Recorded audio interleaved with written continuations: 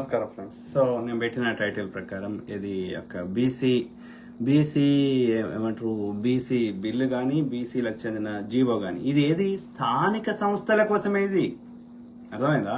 ఇక చట్టసభలు, విద్యా సంస్థలు వీటన్నిట్లో కాదు, ఓన్లీ స్థానిక సంస్థలకు రిలేటెడ్. ఇది స్థానిక సంస్థలు అంటే ఎన్నికలు అంటే సర్పంచులు, ఎంపీటీసీలు, జెడ్పీటీసీలు ఇంతవరకే.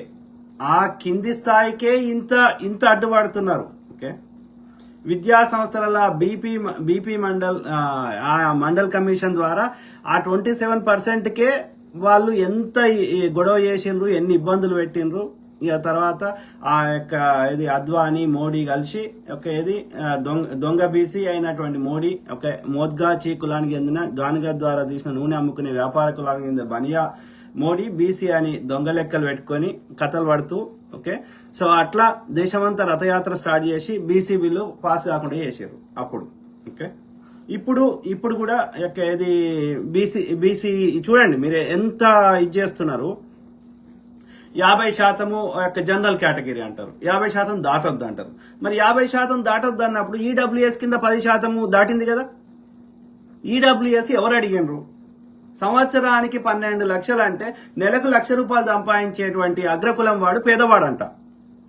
మరి బీసీ ఎస్సీ ఎస్టీలకు ₹1,00,000 వస్తున్నాయి ఆ నెలకి. ఎవడు అడగకున్నా వాడు చట్టం తెచ్చిండు, ఏ కోర్టు అడ్డం చెప్పలేదు, ఏం చేయలేదు చట్టానికి. కానీ జీవో కాన్సెప్ట్ డైరెక్ట్ చట్టమే. అర్థమైందా? అంటే వడ్డించేటోడు మనోడు పైన ఉంటే మనకి మూలలో కూర్చున్నా మనకు వస్తాయి అడగకున్నా. మనం కొట్లాడినా మనకి ఏమీ వస్తలేవు. నెత్తి నోరు కొట్టుకున్నా వందల సంవత్సరాలు నెత్తి నోరు కొట్టుకున్నా మనకి ఏమొస్తలేదు. అంటే దీని అర్థం ఏంది? ఇక లాస్ట్కి ఏం మిగిలింది మనకి? మీడియా సంస్థలు వాళ్ళ కంట్రోల్నే ఉన్నాయి, కోర్టులు వాళ్ళ కంట్రోల్నే ఉన్నాయి, చట్టసభలు వాళ్ళ కంట్రోల్నే ఉన్నాయి. వాళ్ళ జనాభా ఎంత? 10% కూడా లేరు. 10% 90% అని కాల్స్క తింటూనే ఉన్నాడు 1000 సంవత్సరాల నుంచి. ఎందుకని? ఆడ ఉడవ పుస్తకం రాసిండు, శత పుస్తకం. ఓకే, మనుధర్మశాస్త్రం, ఇడు పైన ఉండాలి, ఇడు కింద ఉండాలని రాసిండు. సో దాన్ని తూచా తప్పకుండా పాటిస్తున్నారు. భూమి అంతా గుంజుకొని వాళ్ళ దగ్గర పెట్టుకొని మా దగ్గర మేము అందరిని కంట్రోల్ చేస్తామంటే పంచియండి. భూమి అందరిది కదా. భూమి ఒక్క పర్టికులర్ కులం ఉంది కాదు కదా. భూమి అందరి ప్రజలది కదా. అందరికి సమానంగా పంచియండి. ఒక్కొక్క దగ్గర 600 ఎకరాలు ఎందుకు? కొట్లాట ఎక్కడిది?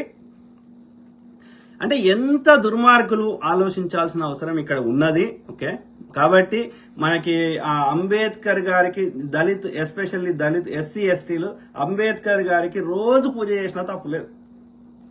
ఎందుకంటే ఆయన అంత గట్టిగా కొట్లాడకపోతే, చట్టం చేయకపోతే ఇవాళ వాళ్ళ బతుకులు, ఓకే, ఇవాళ బీసీలో ఎట్లున్నాయో అట్లనే ఉంటుండే. ఒక్కరు కూడా చదువుకోకపోదురు, ఒక్క దళితుడు కానీ ఒక గిరిజనుడు కానీ చట్టసభలో ఉండేవాళ్ళు కాదు ఎస్సీ ఎస్టీలు. సో కాబట్టి ఎస్సీలు ఎస్టీలు అంబేద్కర్ గారికి రోజు పూజ చేసినా తప్పులేదు. అర్థమైందా? కానీ బీసీలకి ఎంతమంది కొట్లాడినా, ఎంత పెద్ద జనాభా ఉన్నా, మాకు బీసీల కోసమే పుట్టిన మా పార్టీలని సంకలు గుద్దుకున్నా ఓట్ల కోసమే తప్ప సమయం వచ్చినప్పుడు అన్ని పార్టీలో ఉన్న అగ్రకుల దొంగలు ఏకమై కానిస్తలేరు. ఈ బీసీలలో ఎడినా కొడుకులకి ఐకమత్యం లేదు, గట్టిగా కొట్లాడరు, ఎవరి పనులలో ఆడుంటాడు. అదే ఎస్సీలు ఎస్టీలు సమయం వచ్చినప్పుడు వాళ్ళ ప్రాణాలకు తెగించి కూడా కొట్లాడతారు. వాళ్ళు కొట్లాడడం వల్ల ఎంతో కొంత వాళ్ళకి ఫలితాలు వస్తున్నాయి. అదే బీసీలలో ఎడి కొడుకులు వాడు ఈ యొక్క మనువాదాన్ని వీడే భుజాన్ని వేసుకుంటాడు. శంభుకుని చంపిన రాముణ్ణి వీడే జై శ్రీరామ నమస్తే పెట్టుడు బంద్ చేసి జై శ్రీరామ్ అంటున్నాడు. జై శ్రీరామ్ అంటున్నాం అంటే అర్థమైంది? ఆ యొక్క ఆర్యుడి యొక్క ఆ మనువాది యొక్క భావజాలాన్ని నువ్వు తూచా తప్పకుండా పాటిస్తా. హనుమంతునికి ఎందుకు హనుమంతుని పైకి లేపుతాడు? హనుమంతుని లెక్క ఎందుకు ఉండాలి? ఆ ఆర్యుడిని గుండెలలో పెట్టుకోవాలి. ఆర్యుని వాడు ఏం చెత్త చెప్పినా దాన్ని అంగీకరించాలి. శంభుకుని చంపడం కరెక్ట్ అనాలి. వాడి ఏకలవ్యుడిది బొటన వేలు కోసి అనడం అది కరెక్ట్ అని ఒప్పుకోవాలి. జై శ్రీరామ్ అంటున్నాం అంటే ఇవన్నీ చెత్త ఒప్పుకోవాలి. అర్థమైందా? నిండు శూలాలైన గర్భవతి అయిన భార్యని అడవిలో వదిలేసి రావడం కరెక్ట్ అని ఒప్పుకోవాలి జై శ్రీరామ్ అంటున్నాం అంటే. మరి ఆ కొడుకు జై ఎల్లమ్మ జై పోషమ్మ అనడు, ఆ జై శ్రీరామ్ అని అనుమనేటోడు. హనుమాన్ రే ఎవడైతే బీసీలు కొడుకులు ఉన్నారు కదరా, గౌన్లకి ఎల్లమ్మ ఎక్కువ ఇది కదా, అట్లనే గంగపుత్రులకి గంగమ్మ తల్లి కదా. సో ఈ తల్లులని జై గంగమ్మ తల్లి, ఓకే, జై ఎల్లమ్మ తల్లి, జై పోషమ్మ తల్లి అని అనుమను ఒక ఆర్య బనియా గాని, ఆర్య బ్రాహ్మణ గాని, ఆర్యుడు గాని, ఇక్కడ ఉన్న బాబనోని గాని అనుమానం చూద్దాం. మరి నువ్వెందుకు అంటున్నావురా జై శ్రీరామ్? జై శ్రీరామ్ అంటే అది ఒక వ్యక్తి కాదు అక్కడ. వాడి ఆధిపత్యాన్ని, ఆ నార్త్ని బంద్ చేయర్రి. మార్వాడి షాపులలో కొనుక్కొని బంద్ చేయర్రి. మా ఇంట్లో చేసుకొని తినర్రి. లేకపోతే తెలంగాణ వంటకాలు ఇప్పుడు అందరు చేస్తారు కదా, సర్వపిండి గిరవపిండి, ఇవే తినండి. ఆ మార్వాడి షాపులలో కొనుక్కోకండి, రెండు రూపాయలు ఎక్కువైనా సరే. వాడి ఆధిపత్యాన్ని మనం అంగీకరించొద్దు అనేది ఇక్కడ మన బాధ. అర్థమైందా? వాడి కల్చర్ని, వాడి ఆధిపత్యాన్ని మన మీద రుద్దుతా అంటుండే కానీ మనది వాడు తీసుకోవడానికి సిద్ధంగా లేడు. మరి ఎన్నాళ్ళు భరిద్దాం? ఇట్లనే ఉందామా? షాలోడు అట్లనే మగ్గం వేసుకుంటా, అట్లనే బక్కజిక్కిన షాలోడు అట్లనే ఉందామా? ఆ ముదిరాజులు అట్లనే పండ్లు అమ్ముకొని బతుకుదామా? ఇంకో ఆ మాదిగైనా అట్లనే చెప్పులు కుట్టుడు, డప్పులు కొట్టుడు చేద్దామా? ఇక సాకలైన అందరి ఎక్కబడి వాళ్ళ కొడుకు ఈ మన్మడి దొడ్డికి కూడా సాకలైన అట్లనే ఉతుకుదామా? మరి వాడేం చేయాలి? మన కాలు మొక్కించుకుంటాడు, మనము గులాంగిరి చేయించుకుంటాడు. వాళ్ళ ఇంట్లో పాలు విండాలి, వాడిని వ్యవసాయం చేయాలి. వాడేం చేస్తాడు? ఇంకా మనని తంతాడు, మన భూములు కబ్జా పెట్టి మనం తంతాడు. ఎల్లకాలం ఇట్లనే ఉందామా? ఆలోచించండి గాడిది కొడుకులారా. పనికిరాని యొక్క మీడియా సంస్థలకు వచ్చి అది ఇది కాదు. టైం వచ్చినప్పుడు పోరాటం చేయాలి. అర్థమైందా? ఈ సంఘాలన్నీ మందకృష్ణ ఈడు ఆడు కూడా నేను అమెరికాలో ఉండి ఇలా చెప్పిన దానికి ఆడు మందకృష్ణ ఇట్లాంటి వాళ్ళందరూ ఆడొచ్చి ముందు మైక్ ముందు చెప్పిన దానికి ఏం తేడా ఉందిరా? మీరు గ్రౌండ్ లో ఉన్నారు. మీ వెనకాల ఒక గ్రౌండ్ లెవెల్లో ఏమైనా యాక్టివిజం చేసి కొట్లాడితే రోడ్లను దిగ్బంధం చేసి అసెంబ్లీ ముందట, పార్లమెంట్ ముందట మూతి గుడ్డలు కట్టుకొని కంటిన్యూస్ గా ఆ రైతులు ఎట్లయితే నల్ల చట్టాల కోసమో, తెలంగాణ ఉద్యమం కోసమో వంట వార్పులో చేసినట్టు ఏమైనా గ్రౌండ్ లెవెల్లో రోడ్డు మీదకి వచ్చి చేస్తే ఏమన్నా వాడు చెప్పిన కొంత మనకు ఉపశమనం కలిగిస్తాడు. ఆ బీజేపీ లంజకొడుకైనా ఎవడైనా ఎంత దుర్మార్గుడైనా ముజేసే గల్తీ హువా, ముజేసే మాఫీ హువా అని ఆడు మళ్ళా మనకి పెళ్ళాన్ని చెప్పాల్సి మన్ కీ బాతులు వచ్చి మనకి చెప్తాడు. ఆడు కొడుకులో కొట్లాడు, వాడే బీజేపీ వాడే మంచోడు అని సంక నాకుతారు ఈ బాడుకోలు, బీసీ నాయకులు అని చెప్పుకునే లుచ్చ బాడుకోలు కాదు. ఆనాడు ఇబ్బంది పెట్టింది వాడే. పొద్దుగా లేస్తే గుళ్ళల్లా మనని చెత్త నింపుతుంది వాడే. ఒక్క బీసీ అని గుళ్ళ పూజారి ఏమనరా బాపల లంచ కొడుకుని చేయమని, సంస్కృతంలో చెప్పేది తెలుగులో చెప్పమని. అరే ఎక్కడరా బీసీ నా కొడుకులకు సిగ్గుశరం లేదు. వాళ్ళు బాపల సంక నాకుతారు బాడుకోలు. Common sense ఉండాలరా. మరి మొక్కండి రా. అరే మాకు బీసీ బిల్లు పాస్ కావాలని మొక్కండి. అరే నువ్వు పూజ చేయరా, బీసీ బిల్లు పాస్ కావాలని ఈ చాంపియన్ పొలగొట్టండి గుళ్ళకి పోయి. చేయనియాడు వాడు పూజ.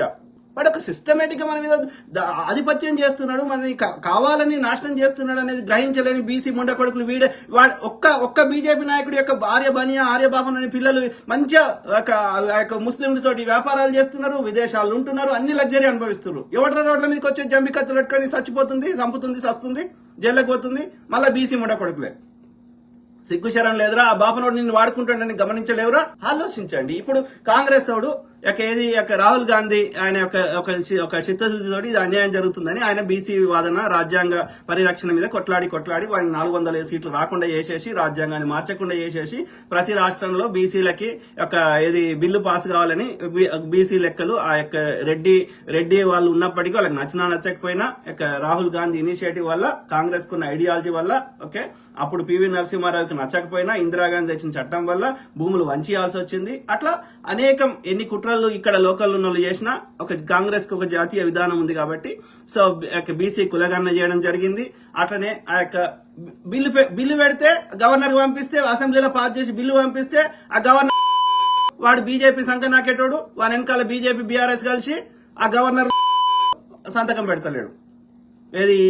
ఇది ఏంది? కేవలం లోకల్ బాడీస్ మాత్రమే. ఇది లోకల్ బాడీస్ అంటే సర్పంచ్లకి, ఎంపీటీసీకి, జెడ్పీటీసీకి మాత్రమే. ఇంకా అసెంబ్లీల, పార్లమెంట్ల దీనికి కాదు. ఇది దానికే ఇన్ని కష్టాలు పెడుతున్నారు. 56% ఉన్న 40%కి మేము ఒప్పుకుంటే కూడా ఇక మహిళలు అయితే ఎన్నికల ముందు బిల్లు పాస్ చేసిన కానీ అమలే చేస్తలేడు. జనాభా లెక్కలు చేయాలి 2021 ఇప్పటివరకు 5 ఏళ్ళు అయింది, 4 ఏళ్ళు అయిపోయింది, ఇంకా చేస్తలేడు. కుట్ర ప్రకారం చేస్తున్నారా? మేలుకొండరా బీసీ ఎడ్డి నా కొడుకులారా. అర్థమైందా? సో ఆ బీసీ బిల్లు ఇప్పుడు బీజేపీ గవర్నర్ గారి దగ్గర ఉంది. కాంగ్రెస్ ప్రభుత్వం ఇక్కడ అసెంబ్లీలో పాస్ చేయిస్తే దాన్ని బిల్లు వాడు సంతకం పెడతలేడు.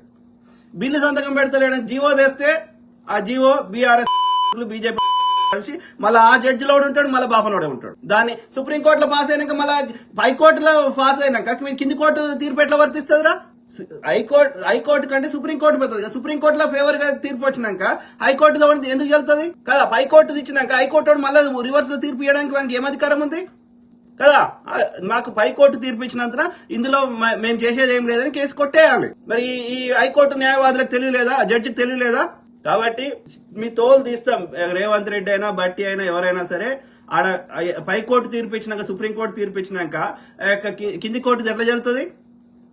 కాబట్టి సుప్రీంకోర్టు యొక్క తీర్పుని ఆ యొక్క రాజ్యాంగంలో ఉన్నటువంటి ఆర్టికల్ ని కరెక్ట్ గా రిప్రజెంట్ చేస్తూ ఓకే ఈ హైకోర్టు పరిధిలోకి రాదు ఇది అనేది మీరు వాదించాల్సిన అవసరం ఉంది.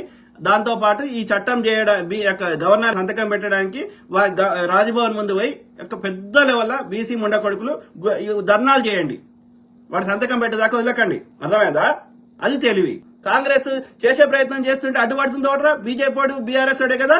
వాడు ధర్నా చౌక్ ఎత్తేసింది, ధర్నాలు చేయనియంది, యూనియన్ లేకుండా చేసింది, పేదోళ్ళ దగ్గర ఉన్న భూములు గుంజుకుని బీఆర్ఎస్ కాదు. వాడు మనువాది కాదు. ఒక ముఖ్యమంత్రి అయ్యండి, ముఖ్యమంత్రి సీట్లో ఆ యొక్క బాపనోని వచ్చి కూర్చుని పెట్టిండు కదా చిన్న చేరు గాని, కులాలు పోకూడదండి అని చెప్తాడు. సమ్మక్క సార్లమ్మ దేవుళ్లే కాదండి అంటాడు.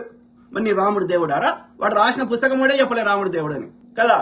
వాడు చేస్తే సంసారము వీళ్ళు ఏం చేయకుందే పేదోళ్ళు కోయోళ్ళు వ్యభిచారులు అయిపోయారు.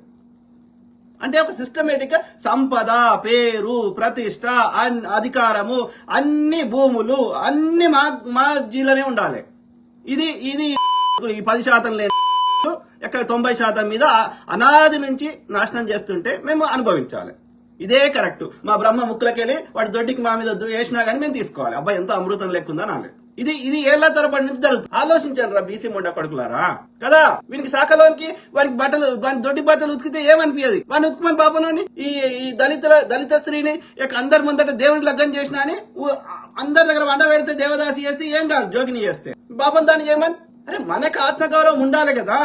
ముచ్చట్లు ఎప్పుడు కాదురా గాడిది కొడుకులారా. బీసీ ఎస్సీ ఎస్టీ సోక ఇప్పుడు ఆర్ కృష్ణ వాడు బీసీ నాయకుడు అని చెప్పేటోడు ఇలా బీజేపీ దాన్ని పొక్కలకు ఎందుకు పోయినాడు? దేనికైనా ఒక అద్దు ఉంటది. అర్థమైందా?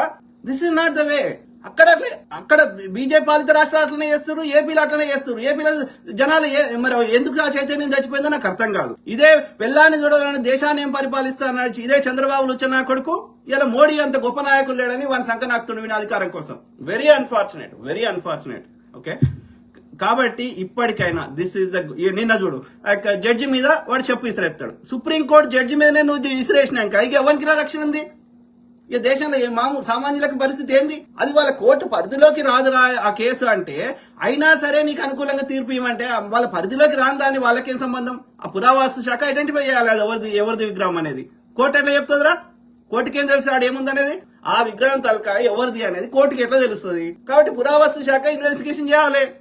కాబట్టి పురావస్తు శాఖను కలుగురా, ఇది మాకు సంబంధం లేదని చెప్తే చెప్పిసిరేస్తావు, ఇంకా సమర్థించుకుంటావు. ఈ చెప్పు ఆ చెప్పు వాని ఎందుకు దంతలేరు ఆ రవి కిషోర్ అంటోని? సుప్రీంకోర్టు మీద జడ్జి చేస్తే వీళ్ళు రోడ్ల మీదకి వచ్చి ధర్నాలు చెప్పుడు కాకుండా ఆ కిషోర్ అంటోని ఇంకా 100 చెప్పులతో కొట్టొచ్చు కదా దళితులు. చైతన్యం చచ్చిపోయినా అది. No, this is not the way. ఇట్లా రాదు. మనకి సమన్యాయం కావాలంటే ఇట్లా ముచ్చట్లు చెప్తే రాదు. గ్రౌండ్ లెవెల్ రైతులు పోరాటం చేసినట్టు చేస్తేనే వస్తుంది. బీసీ ఎస్సీ ఎస్టీలు మేల్కోండి. పిచ్చినా కొడుకులు లెక్క ఐకమత్యంగా అండి, ఒక జేఏసీకి ఏర్పడండి. ఓకే, పార్టీలకు అతీతంగా కొట్లాడండి. అర్థమైందా? ఇప్పుడు బీసీ బిల్లు ఇది కంపల్సరీ పాస్ చేయాలంటే గవర్నర్ గాని ఆఫీస్ ముందు రాజ్భవన్ ముందు నిరంతరం ధర్నా చేయాలి. అక్కడ రోడ్ల మీద అసలు ట్రాఫిక్ స్తంభన చేయాలి. అప్పుడే మనకేమన్నా సాధ్యమవుతుంది. ఒక్క ఉద్యమాలే చచ్చిపోయినాయి. ఆ యొక్క ఎంతసేపు టీవీలో ముచ్చడి ఎప్పుడు ఈ సోషల్ మీడియాలో తప్ప గ్రౌండ్ లెవెల్లో ఉద్యమాలే చచ్చిపోయినాయి. ఎందుకో నాకు అర్థమైతలేదు. ఓకే, ఆలోచించమని కోరుతున్నా. సో ఇక్కడ జీవో పాస్ చేయనిస్తలేరు. బిల్లు జీవో కాదు, లాంగ్ టర్మ్ బిల్లు పాస్ కావాలి. గవర్నర్ గారు సంతకం పెట్టారు. That is correct method. Plus 50% మాత్రమే లిమిటేషన్ ఉండాలనే చట్టం రాజ్యాంగంలో లేదు. లేదు కాబట్టి నువ్వు ఈడబ్ల్యూఎస్ కింద 10% ఇచ్చినావు. జనరల్ కేటగిరీ అని పెడుతున్నావు లంబడి కొడక. ఆ జనరల్ కేటగిరీలో మొత్తం 90% ఆఫ్ జనరల్ కేటగిరీ ఎవడు తీసుకుంటున్నాడు? బీసీ ఎస్సీ ఎస్టీలు ఉన్నారు ఆ జనరల్ కేటగిరీలో. అంటే అర్థమైంది? ఆ 50% జనరల్ కేటగిరీ నువ్వు చెప్తుంది అగ్రకులాలకు రిజర్వేషన్. అది కాదు అయితే చూపెట్టు. హైకోర్టు జడ్జిలు బీసీ ఎస్సీ ఎస్టీలు ఎంతమంది ఉన్నారు? సుప్రీంకోర్టు జడ్జిలు బీసీ ఎస్సీ ఎస్టీలు ఎంతమంది ఉన్నారు? మేము చదువుకోలే, అమెరికాలో మాస్టర్ చేసే శక్తి మాకున్నది, మేము చదువుకోలే, అంబేద్కర్ గారి చదివిన పుస్తకాలు ఎన్ని అగ్రకుల ఎంతో చదివి నాకు అంబేద్కర్ గారితో పోలిస్తే చదువు అనేది సరస్వతి ఓన్లీ బాపనానికి చదువు చెప్తుంది, ఈ శాలోనికి సాకలానికి మంగళం చెప్పని చెప్పిందారా నీ బాపని సరస్వతి దేవి?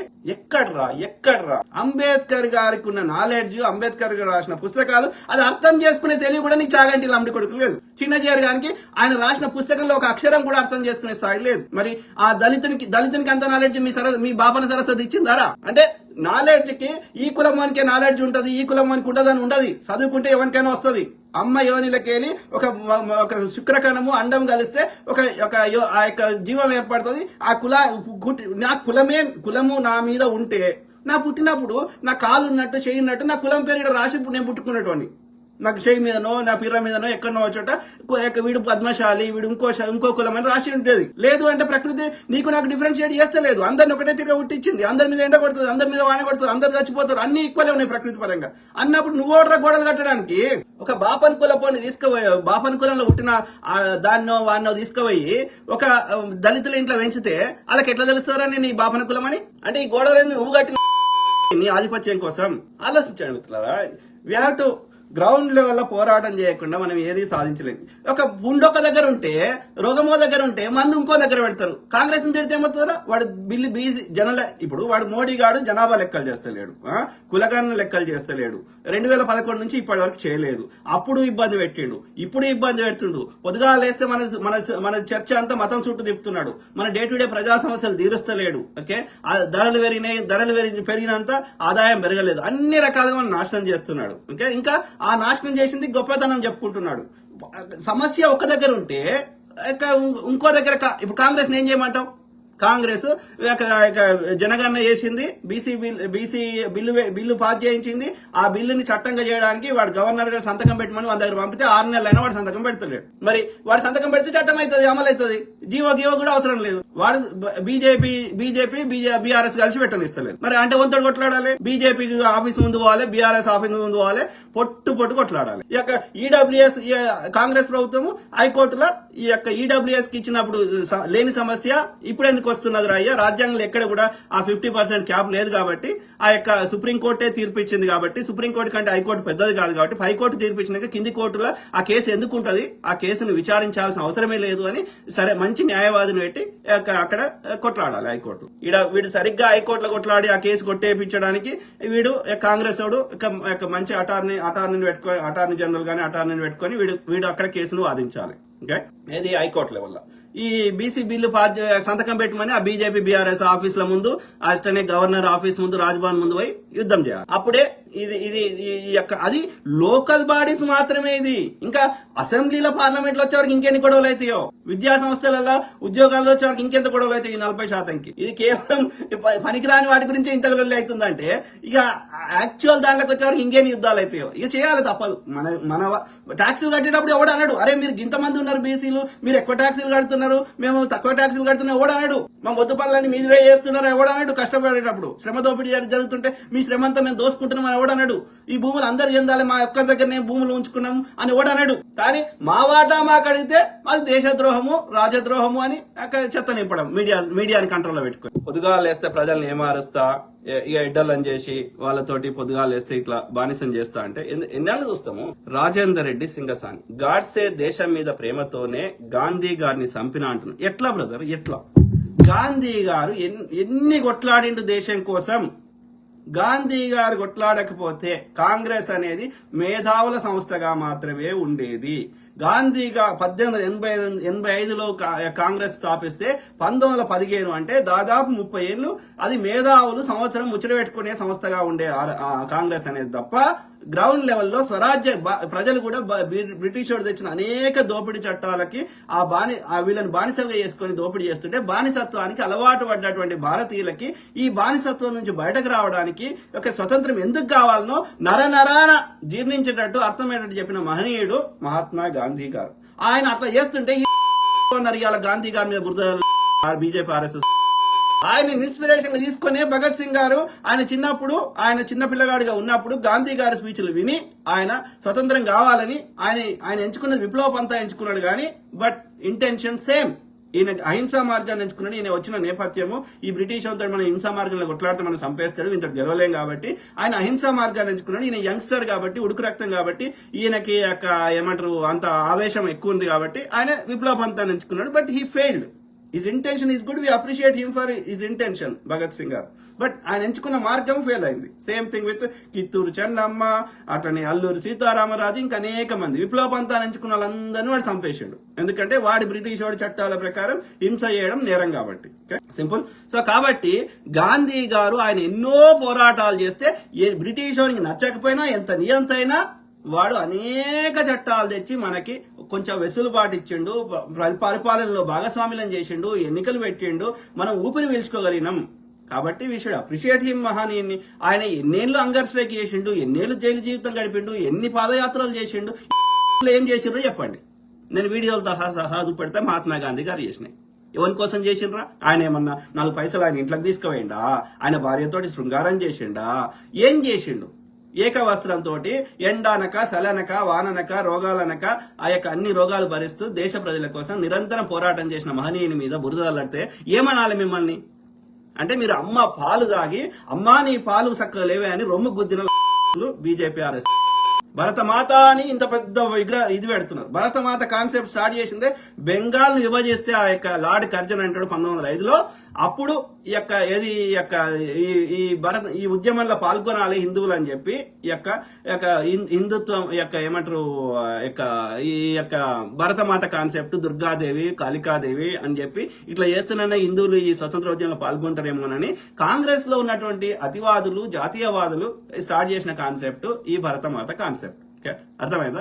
కానీ ఇలా అఖండ భారత్ ఖండాలైపోయి ఇప్పుడు ఉన్న భూమిని మనం కాపాడుకునే గొప్పలం అంటే పాకిస్తాన్ ని, బంగ్లాదేశ్ ని, మయన్మార్ ని, ఇంకా అనేక మలేషియాని అన్ని కలిపి భరతమాత అంటే ఎక్కడికెళ్ళి తెస్తావు? నీ బతికే తప్పు, నీ ఆలోచనే తప్పు. కొట్లాడాల్సిన దగ్గర కొట్లాడలేదు, అనవసరంగా యుద్ధాలు పెడుతున్నావు, మొత్తం నాశనం చేసే నీ అజెండా ఉంది. కానీ ఒక్కటి కూడా ప్రాక్టికల్ గా day to day common man కి యూజ్ అయ్యేది ఏమీ లేదు. అందుకే నువ్వు చీడ పురుగువి, ఒక దేశద్రోహి బీజేపీ ఆర్ఎస్ఎస్ రాసి పెట్టుకోండి. చంపిన గాడ్సే దేశం మీద ప్రేమ ఉంటే గాంధీని చంపడం వల్ల దేశానికి ఏం లాభం అయిందో మీరు చెప్పండి. గాడ్సే గాంధీ గారిని చంపడం వల్ల దేశానికి ఏం లాభం? ఆయన ఆల్రెడీ ముసలైన అయిపోయాడు, సావడానికి దగ్గర ఉన్నాడు. ఆల్మోస్ట్ 78 ఏళ్ళు, 80కి దగ్గరకు వచ్చాడు. ఆయన యాక్టివ్ పాలిటిక్స్ నుంచి తప్పుకున్నాడు. ఓకే, ఏది అక్కడ ఆల్రెడీ మీరు స్వతంత్ర ఫ్లాగ్ హోస్టింగ్ లో కూడా గాంధీ గారు ఉండరు, పటేల్ గారు, నెహ్రూ గారు ఉంటారు. అప్పుడు ఏం చేస్తున్నాడు ఆయన? ఈ హిందూ ముస్లిం గొడవలు కావద్దని ఇప్పుడున్న బంగ్లాదేశ్ లో నవాకలి అనే ప్రాంతంలో ఆయన తిరుగుతా ఉన్నాడు. దేశం ముక్కలు కావద్దని, ఈ పార్టీషన్ కావద్దని, ఆయన హిందూ ముస్లిం ఐక్యంగా ఉండాలని శతవిధాల ప్రయత్నం చేస్తుంటే దానికి అడ్డుపడి ఒకడు బ్రిటిష్ వాడు, రెండవ వాడు ఈ ముస్లిం లీగు, మూడవ వాడు ఈ Hindu Mahasabha BJP RS. 2 nation theory కింద హిందువులకు ఒక దేశము, ముస్లింలకు ఒక దేశం అని చెప్పినవాడు వాడు వీళ్ళే. ఆడ గ్రౌండ్ లెవెల్లో పోలీసులు లేకుండా చేసినాడు వాడు ఆ బ్రిటిష్ వాడు. ఎందుకంటే వీళ్ళిద్దరు దొంగలతోటి కుమ్మక్కాయండు. ఆడ ముస్లిం లీగ్ తోటి, ఈడ ముస్లిం లీగ్ కూడా స్టార్టింగ్ లో కొట్లాయండు, బ్రిటిష్ కి స్వతంత్ర ఉద్యమంలో పాల్గొన్నాడు. తర్వాత ఈ ముస్లిం లీగ్ వీళ్ళందరినీ క్విట్ ఇండియా ఉద్యమం సమయంలో వీళ్ళందరినీ తీసుకొని జైల్లో పెడితే అప్పుడు ఈ హిందూ మహాసభ అట్లనే ఏది ముస్లిం లీగ్ కలిసి ఇప్పుడున్నటువంటి నార్త్ వెస్ట్ ఫ్రాంటియర్ ప్రావిన్స్ అంటే ఇప్పుడున్న పాకిస్తాన్ ప్రాంతంలో, సింధు బెలూచిస్తాన్ ప్రాంతంలో, అట్లనే ఇప్పుడున్న బంగ్లాదేశ్ అంటే ఉమ్మడి బెంగాల్, ఓకే, అక్కడ వీళ్ళిద్దరు కలిసి గవర్నమెంట్ ఫామ్ చేశారు. అర్థమైందా? వీళ్ళిద్దరు ఫామ్ చేసి బ్రిటిష్ వానికి అప్పుడు ఎదిగిరు వీళ్ళు. కాంగ్రెస్ నేతలను అందరిని జైల్లో పెట్టినాక అప్పుడు వీళ్ళని ఆల్టర్నేటివ్ గా ఎదిగిరు వీళ్ళు. హిందూ మహాసభ గాని అంటే బ్రిటిష్ వానికి సంకనాకడం వల్ల. అర్థమైందా? వీళ్ళందరూ కలిసి కుట్ర ప్రకారం దేశాన్ని ముక్కలు చేసిర్రు. ఆయన వీళ్ళు ఫ్లాగ్ హోస్టింగ్ చేస్తుంటే ఒక దిక్కు దేశానికి స్వతంత్రం వచ్చిన సంతోషపడుతుంటే ఈ గొడవలు జరుగుతుంటే దేశం ఏడ ముక్కలు అవుతుంది అని చెప్పి ఆయన ఈ 78 ఏళ్ల వయసులో నీకు ఆరోగ్యం బాగలేదు, ఈ ఏజ్ లో యంగర్ స్ట్రైక్ చేయకు, తిరగక అని చెప్పిన వైద్యులు చెప్పినప్పటికీ ఆయన ఆరోగ్యాన్ని లెక్క చేయకుండా 78 ఏళ్ల వయసులో ఆ దేశం విభజన కావద్దని నా శవం మీదకెళ్ళైనా ఇది కావాలి కానీ, నా శవం అన్న పోవాలి కానీ దేశం ముక్కలు కావద్దని ఆయన మస్తు కష్టపడ్డాడు. కానీ విధి లేని పరిస్థితులలో మనకి ఏ ఆల్టర్నేటివ్ లేకపోవడం వల్ల వాళ్ళు జిన్నా మొండిపాటు పట్టడము, ఈ హిందూ మహాసభోడు, ఈ ఆర్ఎస్ ముక్కలు చేయమని సహకరించడము, ఇట్లా అనేక కారణాల చేత మనకు నచ్చకపోయినా అట్లీస్ట్ ప్రశాంతంగా ఉంటది 2 ప్రాంతాలు అని చెప్పి ఒప్పుకోవాల్సి వచ్చింది.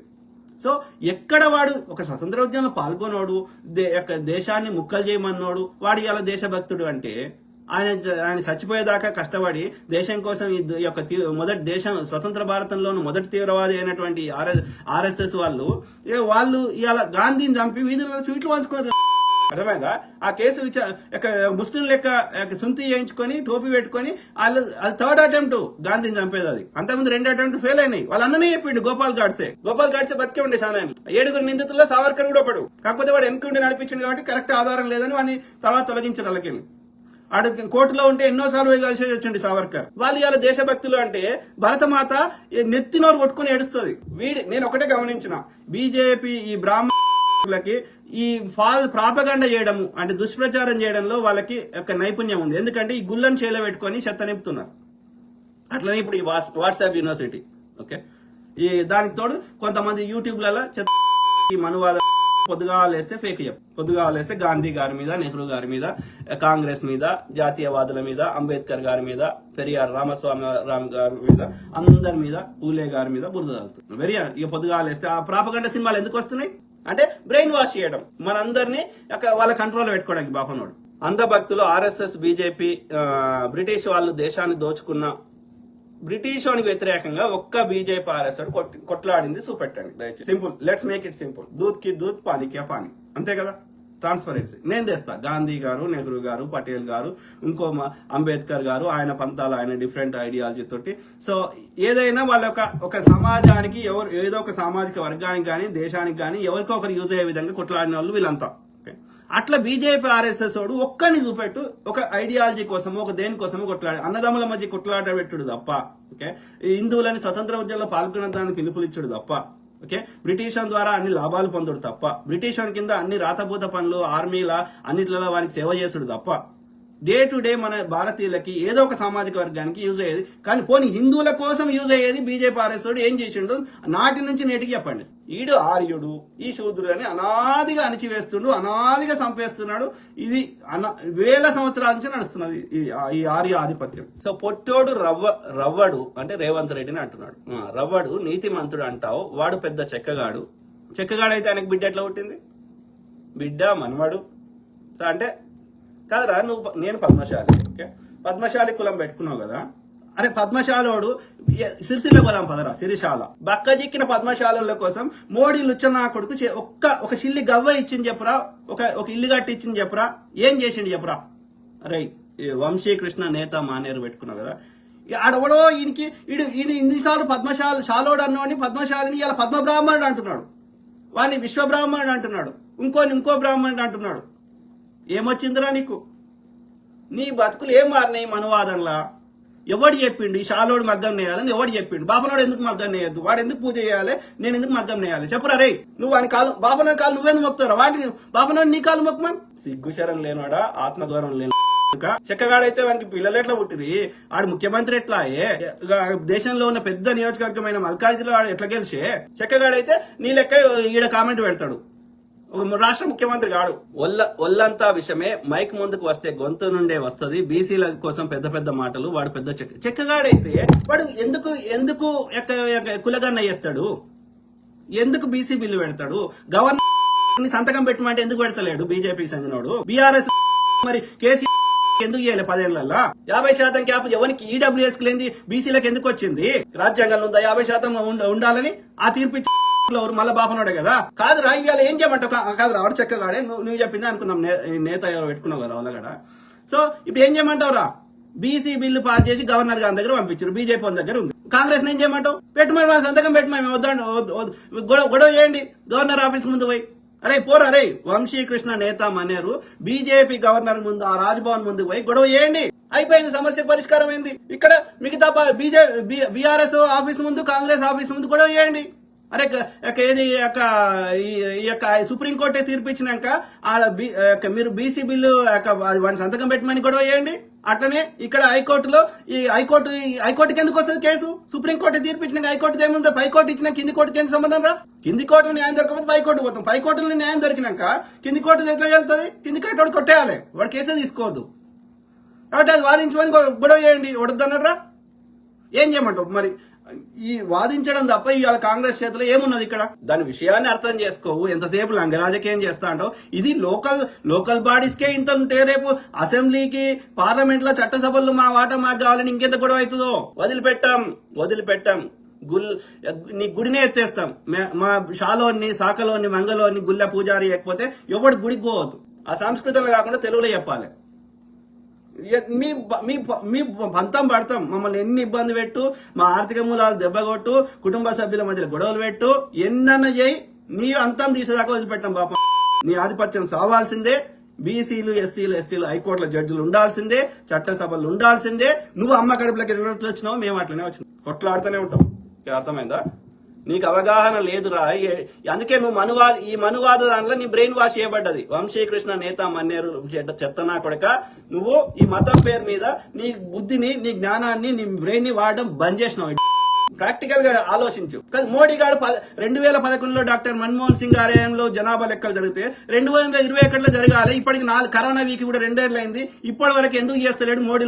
చెప్పురా. మోద్ కాచి నూనెలు అమ్ముకునే గానగల నూనెలు పట్టి నూనెలు అమ్ముకునే వ్యాపార కులమోడు ఎట్లా బీసీ అవుతారా? ఆఫ్రికాలో ఒక్క తెల్లోడు లేనప్పుడు భారతదేశంలో తెల్లోళ్ళు ఎక్కడి నుంచి వచ్చిర్రా? వాడు ఇక్కడ మూలవాసారా? ఇక్కడ మూలవాసన మీద ప్రేమ ఉంటుందిరా? స్త్రీని కూడా వాడు శూద్రుడు అన్నాడు రా. మరి స్త్రీ లేకుండానే వాడు పుట్టిండా అంటే అర్థం ఏంది? వాడు ఇక్కడ వాడు కాదు, వాళ్ళ స్త్రీలను వాడు శూద్రుడు అంటాడా? కాబట్టి వాడు వచ్చేటప్పుడు వాళ్ళ స్త్రీలను తీసుకురాలి, వాడు ఒకడే వచ్చిండు. ప్రాక్టికల్ గా ఆలోచించాలి. ఏదో నోరుంది, ఏదో మాట్లాడతా, అందుకే అంటున్నా. యువకుల యొక్క బ్రెయిన్లు నిరంతరము ఈ గుళ్ళ ద్వారా, ఈ వాట్సాప్ యూనివర్సిటీల ద్వారా నా యొక్క చెత్త నింపుతా ఉన్నారు. వాస్తవానికి దూరంగా జరుగుతున్నారు. మేల్కొండరా, ముఖ్యంగా బీసీ యువకులారా. ఓకే, ఆలోచించండి. కడుపు గాలినోడు ఎట్లా మాట్లాడతాడు బ్రదర్? రాథోడ్ భాయ్. ఓకే, నేనేమి పాఠం చెప్పడానికి వస్తలేను. నేను మాట్లాడొచ్చు, గ్రాంధికంగా మాట్లాడొచ్చు, ఆంధ్ర స్లాంగ్ లో మాట్లాడొచ్చు, లేదంటే ఒక గ్రాంధికంగా మాట్లాడొచ్చు. అది పెద్ద విషయం కాదు. బట్ నా ఇంటెన్షన్ ఏంది? నా కడుపు కాలుతుంది. అర్థమైందా? కడుపు కాలినప్పుడు వస్తాయి. ప్రతిరోజు ప్రతి లైవ్ లో అట్లనే మాట్లాడాం కదా. సిచ్యువేషన్ తగ్గట్టుగా ఆవేశం వచ్చినప్పుడు వస్తాయి. ఓకే, అది దాన్ని నువ్వు బూతులనే పట్టుకుంటా అంటే పట్టుకో. లేదు ఆ బూతుల వెనకాల ఉన్న బాధని, ఆవేదనని, ఆ సబ్జెక్టుని పట్టుకుంటా అంటే పట్టుకో. అది నీ విజ్ఞత. ఓకే, అర్థమైందా? సో సాధారణంగా నార్మల్ నిన్న బిగ్ బాస్ ఏదో మాట్లాడినా, నేను ఎక్కడ ఒక్క పదం కూడా మాట్లాడలే కదా. సో బాధ వచ్చినప్పుడు, ఆవేశం వచ్చినప్పుడు వస్తాయి. అది బాధకి రిప్రజెంటేషన్ అంతే. అన్నా మీరు ఇలాగే మాట్లాడితే మిమ్మల్ని ఎవరైనా లేపేస్తారు. లేపేయని బ్రదర్, లేపేయని. ఊరికేది ఏమీ లేదు. ఓకే కాదు, నేను లేపేయలేదు అనుకుందాం. ఇప్పుడు ఇంచుమించు 40 నా వయసు. What is the guarantee? ఎవరు లేపేయలేదు. నాకు చీమ లెక్క, ఒక అందరి లెక్క, ఒక ఎందుకు చీమలు పురుగులు పుట్టి చచ్చిపోయినట్టు ఉంటాం అనుకో. నేను ఎల్లకాలం ఉంటానికి రాసి నాకు, నేను నోరు మూసుకొని, నాకు ప్రజా సమస్యలతో సంబంధం లేకుండా నోరు మూసుకొని ఉంటే నేను ఎల్లకాలం బతుకుతా భూమి ఉన్నంత వరకు అని రాసి. నీ ఊర్లో ఒక 100 ఏళ్ళు బతికినోని ఎంతమంది ఉన్నారో, నువ్వు ఏ ఊర్లో ఉంటావు నాకు తెలియదు. సో ఏ ఊర్లో ఉన్నా సరే నీ ఊర్లో తిరుగు, ప్రతి ఇంటికి తిరుగు. 100 ఏళ్ళు దాటిన వాళ్ళు ఎంతమంది బతుకున్నారో నాకు చూపెట్టు. అంటే నువ్వు ఎంత మంచిగా కాపాడుకున్నా నువ్వు 100 ఏళ్ళు, అందుకే శతమానం భవతి అంటే 100 ఏళ్ళు బతికితే నువ్వు గొప్పోడి కాబట్టి శతమానం అని ఆశీర్వదించారు. అంటే ఆ ప్రకృతి నీ డిఎన్ఏలు రాసిర్రు. కుక్క 20 ఏళ్ళు, మాక్సిమం 20 ఏళ్ళు బతుకుతుంది. ఓకే, ఒక ఏనుగు 200 ఏళ్ళు బతుకుతుంది, తాబేలు 300 ఏళ్ళు బతుకుతుంది, మనిషి 100 ఏళ్ళు బతుకుతాడని నీ డిఎన్ఏలో ఆల్రెడీ రాయబడ్డది. అంటే అర్థం ఏంది? ఆ 100 ఏళ్ళ కంటే ఎక్కువ నువ్వు బతుకుదామని ఎంత ట్రై చేసినా బతికే అవకాశాలు లేవు. మాక్సిమం బతికిన వాళ్ళు చరిత్రలో, ప్రపంచంలో కోట్లలో ఒకటి బతికినోడు 120 ఏళ్ళు బతికిరు, అంతకంటే ఎక్కువ బతకలే. అంటే అర్థం ఏంది? ఓకే, అరౌండ్ 100 ఏళ్ళే మనిషి జీవితం అనేది మన డిఎన్ఏలో రాయబడ్డది. సింపుల్. అంటే నువ్వు ఎంత కాపాడుకున్నా 100 ఏళ్ళకి చచ్చిపోతావు. సింపుల్. సో ఈ 100 ఏళ్లలో కూడా 75 దాటినాక 75 దాటిన వాళ్ళని చూడండి. వానికి తింటే అరగది, నడవరాదు, రకరకాల సమస్యలు. కొంతమంది ఇంకా ఆరోగ్యాన్ని కాపాడుకోకుండా 60 ఏళ్ళ నుంచి 50 ఏళ్ళకు కూడా, 40 ఏళ్ళకు కూడా, 39 ఇయర్స్ కూడా షుగర్లు, డయాబెటీస్లు వచ్చిన వాళ్ళని చూపెడతా. అంటే అర్థం ఏంది? ఈ లైఫ్ చాలా చిన్నది. ఎవరు ఎప్పుడు ఎందుకు చేస్తారో ఎవరికి తెలియదు. Okay, life is very short అన్నప్పుడు ఈ చిన్న జీవితాన్ని ఇంకా ఎందుకు చిన్నగా చేసుకోవాలి? ఎవడో సంపని ప్రకృతి అనేది ఉంది కదా, నేచర్ ఉంది కదా. నా గుండె నేను చెప్తూ కొట్టుకుంటలేదు కదా, రైట్? సూర్యుడు నేను రమ్మంటే వస్తలేదు కదా, భూమిని నేను తిరగమంటే తిరుగుతలేదు కదా. బాపనోడు కూర్చుని పొద్దంతా ఏమంటారు మంత్రాలు చదివినా భూమి తన కక్షను మార్చుకోదు కదా. కాబట్టి ఈ సిస్టమ్ అంతా ఒక సిస్టమేటిక్ గా నడుస్తున్నప్పుడు ఆ యొక్క ప్రతి చర్య for every action there is an equal and opposite reaction. చర్యకు ప్రతిచర్య ఉంటుంది. నువ్వు నన్ను చంపితే నిన్ను ప్రకృతి చంపదా? ప్రకృతికి భిన్నంగా ఎవరు ప్రవర్తించినా వాళ్ళ మీద చర్యలు ఉంటాయి. అది ప్రకృతి ధర్మం. అది ఓకే. ఈ భూమి మీద ఉన్న రిసోర్సెస్ అందరి అయినప్పుడు కొందరే గుంజుకుంటే ఇవాళ అదే అంబానీ ఉన్నాడా? అంబానీ వాళ్ళ నాయన పేరు మీద ధీరుభాయ్ అంబానీ పేరు మీద గురు సినిమా వచ్చింది. ఆ అంబానీ ఇవాళ ప్రపంచంలో వన్ ఆఫ్ ద ఏమంటారు టాప్ 100 50 టాప్ 10 రిచెస్ట్ పర్సన్ కదా అంబానీ. అంబానీ వాళ్ళ డాడీ ఆయన హీ బిల్ట్ ఎంపైర్. ఓకే. ఆయన 60 ఏళ్ళకి అరౌండ్ 60 years కి పక్షవాతం వచ్చి ఆయన చనిపోయాడు. మరి ఆయన దగ్గర ఉన్న ఏ సంపద కాపాడలేకపోయిందే? ఎందుకు రావాలి ఆయనకు పక్షవాతం? దీనికి ఏమైనా సమాధానం చెప్పగలుగుతావా? ఇలా ఇదే అంబానీ కొడుకు ఎంత అనంత అంబానీ ఎంత లాభం ఇట్లా నడవడానికి ఇబ్బంది పడుతున్నాడు. చచ్చిపోతాడని కూడా అన్నారు అప్పట్లో. రేపు చచ్చిపోయినా ఆశ్చర్యం లేదు. మరి ఇన్ని లక్షల కోట్ల ఆస్తి ఏం చేసుకుంటాడు వారసుడు లేకుండా? సో కాబట్టి మనం చేసిన కర్మలు మనం అనుభవిస్తాము. ధనవంతుడైనా పేదవాడైనా రోజు 100 మందిని ఉరితీసినటువంటి రాజ్యాలు ఇలా మట్టి తవ్వుతుంటే వస్తున్నాయి. మరి రాజులేడికి వాయే, రాజ్యాలేడికి వాయే.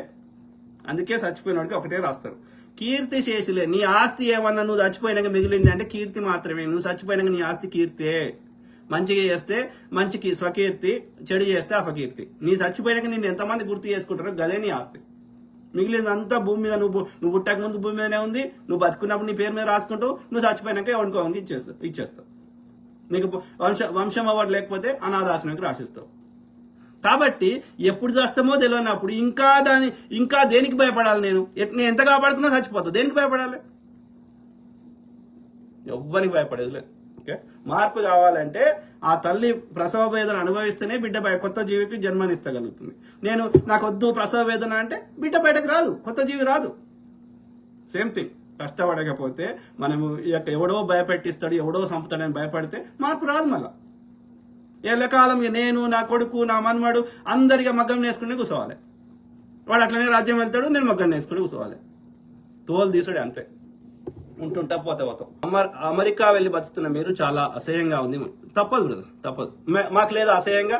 1000 సంవత్సరాల నుంచి నీకు నాకు ఒకటే తిరిగి పుట్టినాము. నీకున్న తెలివితేటల కంటే నాకు ఎక్కువ ఉన్నా కానీ నేను ఈ ఫలానా అని కడుపులోకి వెళ్ళి పుట్టినా కాబట్టి నాకు మగ్గన్న ఏం చేయమంటే నాకు అసహ్యం అనిపిస్తలే. నువ్వేమో కూర్చుండి ముచ్చడి చెప్తా అంటావు, వీళ్ళేమో రోడ్లు ఊడిస్తే నాకు అసహ్యం అనిపిస్తలే. కొన్ని కులాలు అయితే సండాసులో దిగి సండాసు ఎత్తుతారు. నీ దొడ్డికి వాడేందుకు ఎత్తాలరా? నీ దొడ్డి నువ్వు చూడ్చుకోవడానికి ఇబ్బంది పడతారు. మాకు అనిపిస్తలే అసహ్యం? జంతు చర్మాన్ని ఒలిసి దాన్ని డప్పుగా కొట్టుమంటే మాకు అసహ్యం అనిపిస్తలే? దేవుని పేరు చెప్పి ఒక కత్తికి లగ్గం చేసి ఊర్లో ఆ టైం చేసేటప్పుడు అంటరానితనం రాకుండా ఊర్లో ఉన్న కరణాలు, భూస్వాములు, అందరు బ్రాహ్మణులు బట్టలు లేకుండా నాట్యం చేస్తే అనిపిస్తలే మాకు అసహ్యం? దేవదాసి కాన్సెప్ట్లు అందరూ ఎవడెవడో వచ్చి వాడుకుంటే మాకు అనిపిస్తలే అసహ్యం? దానికంటే నేను మాట్లాడుతున్న భాష అసహ్యం ఉందా? మాకు బీసీ బిల్లు కావాలంటే మాకు చట్టసభలోకి రానియకపోతే మాకు అనిపిస్తలే అసహ్యం? మా గుళ్ళ పూజారి కానియకపోతే మాకు అనిపిస్తలే అసహ్యం? అవన్నిటితో పోలిస్తే నేను మాట్లాడే భాష అది నేను అనుభవిస్తున్నది. నేను డే టు డే నా లైఫ్ అది కదా. నేను నా శ్రమను దోపిడీ చేస్తున్నావు. అవన్నిటితో పోలిస్తే నా భాష చాలా చిన్నది. అర్థమైందా? మాట్లాడతాం. కడుపు కాలినాడు అట్లనే మాట్లాడతాం. నువ్వు గడ్డకు కూర్చున్నాడు నీతులు చెప్తాడు. ఓకే. కడుపు కాలినాడు అట్లనే వస్తాయి. తప్పదు బ్రదర్. 99% అసహించుకుని మనసు ఉన్నోడు ఇంటెన్షన్ అర్థం చేసుకునేవాడు అర్థం చేసుకుంటాడు. నీలాగా ఆర్యుడు ఎవడైతే ఇక్కడ ఈ రాతోడు పెట్టుకున్నావు కదా, ఈ లంబడోళ్ళు ఎక్కువ మంది లాంగ్ బాడీ అనేటోళ్ళు అంట. ఈ లంబడోళ్ళు బంజారా అంటే దేశ దిమ్మరులు, నోమాడ్స్. ఓకే. సో నోమాడ్స్ అంటే వీళ్ళకి ఒక ఇల్లు ఉండదు.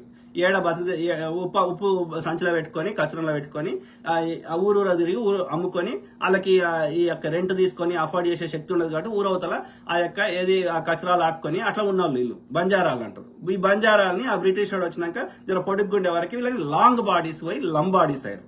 Long bodies. ఓకే, సో అది. సో వీడు ఈడ ఉంటాడు, ఆడ బతుకుదరు లేకనే రాజస్థాన్ నుంచి ఈడ ఉప్పు అమ్ముకోవడానికి వచ్చినవాడు. ఈడ ఎస్టీలకు రావాల్సిన వీళ్ళకి ఎస్టీ రిజర్వేషనే లేదు. ఈ ఎస్టీ రిజర్వేషన్ లేనోడు వీడు వచ్చేసి ఇలా మేము రాతోడ్లమి రాజపుత్రులమని చెప్పుకుంటారు ఆడ ఈడికొచ్చి. ఓకే, మరి ఆడ గతి లేకనే ఈడికి వచ్చినావు కదరా. ఆడ అరేబియా సముద్రంలో ఉన్న ఉప్పు తీసుకొచ్చి దాన్ని శుద్ధి చేయకుండా, దాంట్లో అయోడైడ్ కలపకుండా, ఏం కలపకుండా, ఆ దొడ్డు ఉప్పుని, ఆ రాళ్ళు ఉప్పుని, గల్లుప్పుని అట్లా శుద్ధి చేయకుండా అలా మట్టితో ఉన్న దాన్ని కూడా తెచ్చి ఈడ బతుకుదెరువు లేకుండా ఈడికి వచ్చి అమ్ముకొని మా ప్రాంతంకి వచ్చి మళ్ళీ మా మీద ఆధిపత్యం చేస్తే ఈడుండి ఆడపాట వాడతా అంటే నువ్వేం మనిషిరా?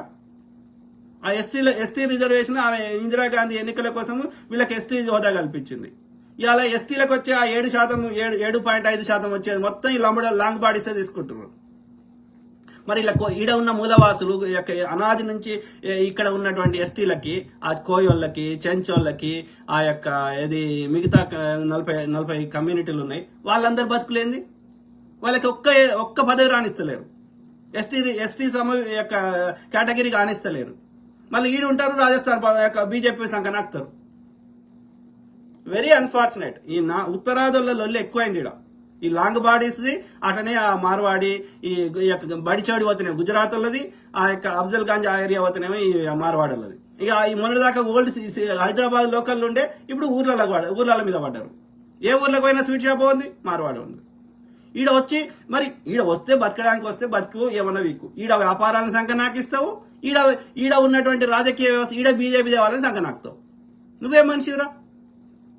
అంటే ఈ లాంగ్ బాడీస్ కూడా రాజస్థాన్ దాకా మళ్ళీ ఏడికెళ్ళి ఉప్పు అమ్ముకోవడానికి వచ్చిన ఆడికి పంపించేదాకా వదిలిపెట్టవా? ఊరుకుంటారా? మా కోయోళ్ళు, మా చెంచోళ్ళు ఊరుకుంటారా? మా గోడులు ఊరుకుంటారా? మీ తోలు కూడా తీసే సమయం దగ్గరికి వచ్చింది.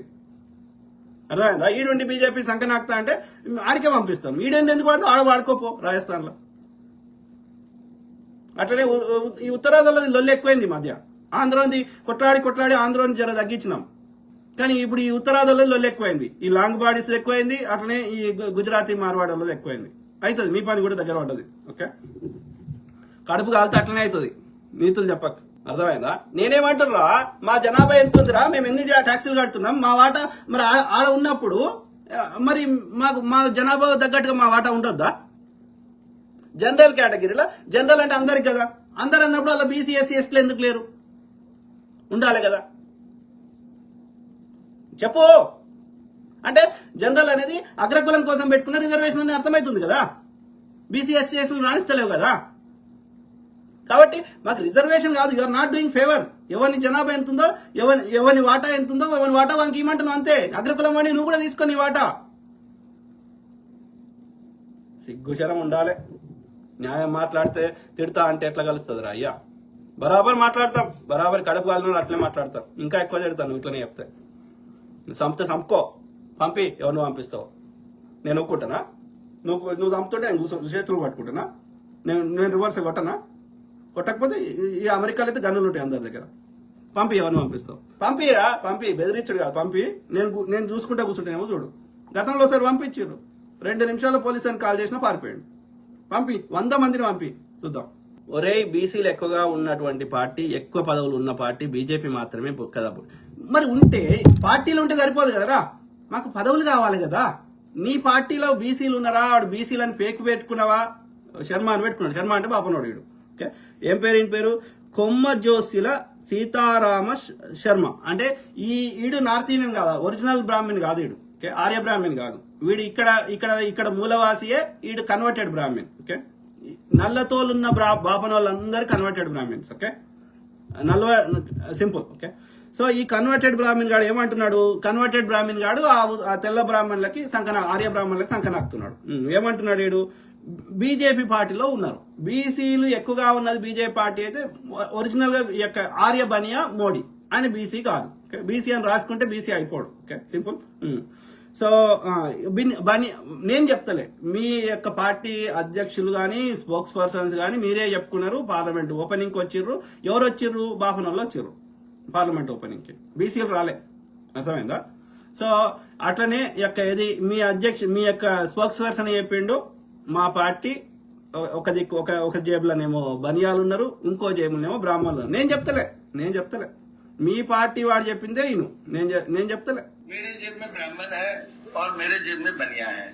आप कहते रहे कि एक सेकंड भाई साहब सुनो ना, अरे भाई साहब सुनिए ना, पूरा आप प्रश्न पूछा और मेरे को सुनना ही नहीं चाहते। जेब में ब्राह्मण है। नहीं एक सुनो,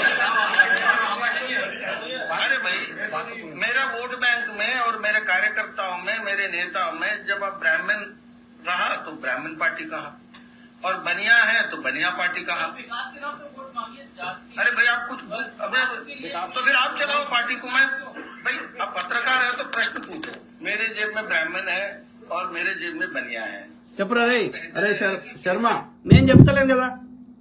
నేనంటే ఒక నీకు నచ్చలేదు, ఓకే, ఒక శాలోడు ఒక శూద్రుడు చెప్తే నీకు నచ్చలేదు, మరి ఆడవాడు నీ పార్టీ స్పోక్స్ పర్సన్ చెప్పిండు కదరా, నువ్వు చెప్పింది తప్పు అనుకుందాం. నిర్ణయం చేసే అధికారంలో బీజేపీలో ఉన్న వాళ్ళు ఎవరో నాకు చెప్పు. ఆర్ఎస్ఎస్ లో కానీ బీజేపీ 90% ఆఫ్ డెసిషన్ మేకింగ్ ఉన్న అన్ని పదవులలో బీజేపీలో ఉన్నాడు ఎవడో చెప్పిన. గోల్వాల్కర్ ఓడు చాలోడా, సాకలోడా, మంగళోడా, చిత్ప్లవన్ ఆర్య బ్రాహ్మణుడా కాదా? ఎడ్గేవాకర్ ఓడు మీ పార్టీ ఆర్ఎస్ఎస్ స్థాపించినోడు చెప్పు. ఇప్పటి వరకు ఆర్ఎస్ఎస్ సంచాలకులైన వాళ్ళు ఎంతమంది బీసీలు అయ్యారో నాకు చెప్పు. ఒక రజ్జుబాయ్ అనేటోడు తప్ప అందరు ఆర్య బ్రాహ్మణులే. ఎలక్షన్స్ ఉండయి, ఇప్పుడు వేరే సంస్థలలో ఎన్నికలు ఉంటాయి. ఇప్పుడు కాంగ్రెస్, ఎన్ఎస్ఏ, ఇంకో దానికి ఎన్నికలు ఉంటాయి. ఇవాళ కాంగ్రెస్ కి దళితుడు ఇది అధ్యక్షుడు అయ్యండి, మల్లికార్జున ఖర్గే గారు జాతీయ అధ్యక్షుడు. రాష్ట్ర స్థాయిలో ఎంతో మంది దళితులు ఉప ముఖ్యమంత్రి కానీ, మంత్రులు కానీ, స్పీకర్ కానీ అయినారు. మీరా కుమార్ అట్లా బీజేపీలో చెప్పు నాకు. గోల్వాల్కర్ 30 ఏళ్ళు ఆర్య బ్రాహ్మణుడు, 30 ఏళ్ళు ఉన్నాడు. ఇవాళ వీడు మోహన్ భగవత్ 10 ఏళ్ళు అయిందా, 20 ఏళ్ళు అవుతుందా? సుదర్శన్, ఎవ్వని పేరైనా తీసుకో. పోనీ బీజేపీ పార్టీలో ఉన్నటువంటి డెసిషన్ మేకింగ్ చెప్పు. ఇవాళ బనియాలు ఉన్నారు, మోడీ అండ్ అమిత్ షా బనియాలు, ఓకే, ఆర్య బనియాలు. అంతకుముందు సుష్మా స్వరాజ్ ఎవరు? బ్రాహ్మణ్ కదా. వాజ్పేయి ఎవరు? మీ పార్టీని పెట్టినటువంటి వాజ్పేయి కానీ, ఆ ఉపాధ్యాయ అనేటోడు బ్రాహ్మణ్ కదా. శ్యామా ప్రసాద్ ముఖర్జీ ఎవడు? బ్రాహ్మణ్ కదా. ప్రమోద్ మహాజన్ ఎవడు? బ్రాహ్మణ్ కదా. ఉమాభారతి ఎవరు? బ్రాహ్మణ్ కదా. మురళీ మనోహర్ జోషి ఎవరు? బ్రాహ్మణ్ కదా. అద్వానీ ఎవరు? ఇట్లా ఎవరైనా తీసుకో. మీ బీజేపీలో కానీ, ఆర్ఎస్ఎస్లో కానీ నిర్ణయం చేసుకుంటే ఎవరు? బ్రాహ్మిన్స్. రోడ్ల మీదకి వచ్చి జంబి కత్తి పెట్టుకుంటే పొరగాన్లు ఈ మనువాదనలో పోతే జైలుకు జైలుకు చంపిరాన్రా, పొడిసిరాన్రా అని చెప్పి కొట్లాటలు పెట్టి రోడ్ల మీద మీరు జైలుకి పోతే మిమ్మల్ని ఇడిపిస్తా, బీరు వస్తా, బిర్యానీ వస్తా అంటే రోడ్ల మీదకి వచ్చి జంబి కత్తులు పట్టుకుని తిరుగుతున్న పొరగాన్లు బీసీలు. కానీ డెసిషన్ మేకింగ్ లాగా పదవులల్లా అన్ని అనుభవించే వాళ్ళు, వాళ్ళ పిల్లల్ని విదేశాలకు పంపించుకుంటారు, ఆ అరబ్ దేశాలతో వ్యాపారం చేస్తున్న ఎవరు? మీరు నాయకులు కానీ, మీ నాయకుల పిల్లలు కానీ. స్మృతి ఇరానీ ఎవరు? బ్రాహ్మణ్ కాదా?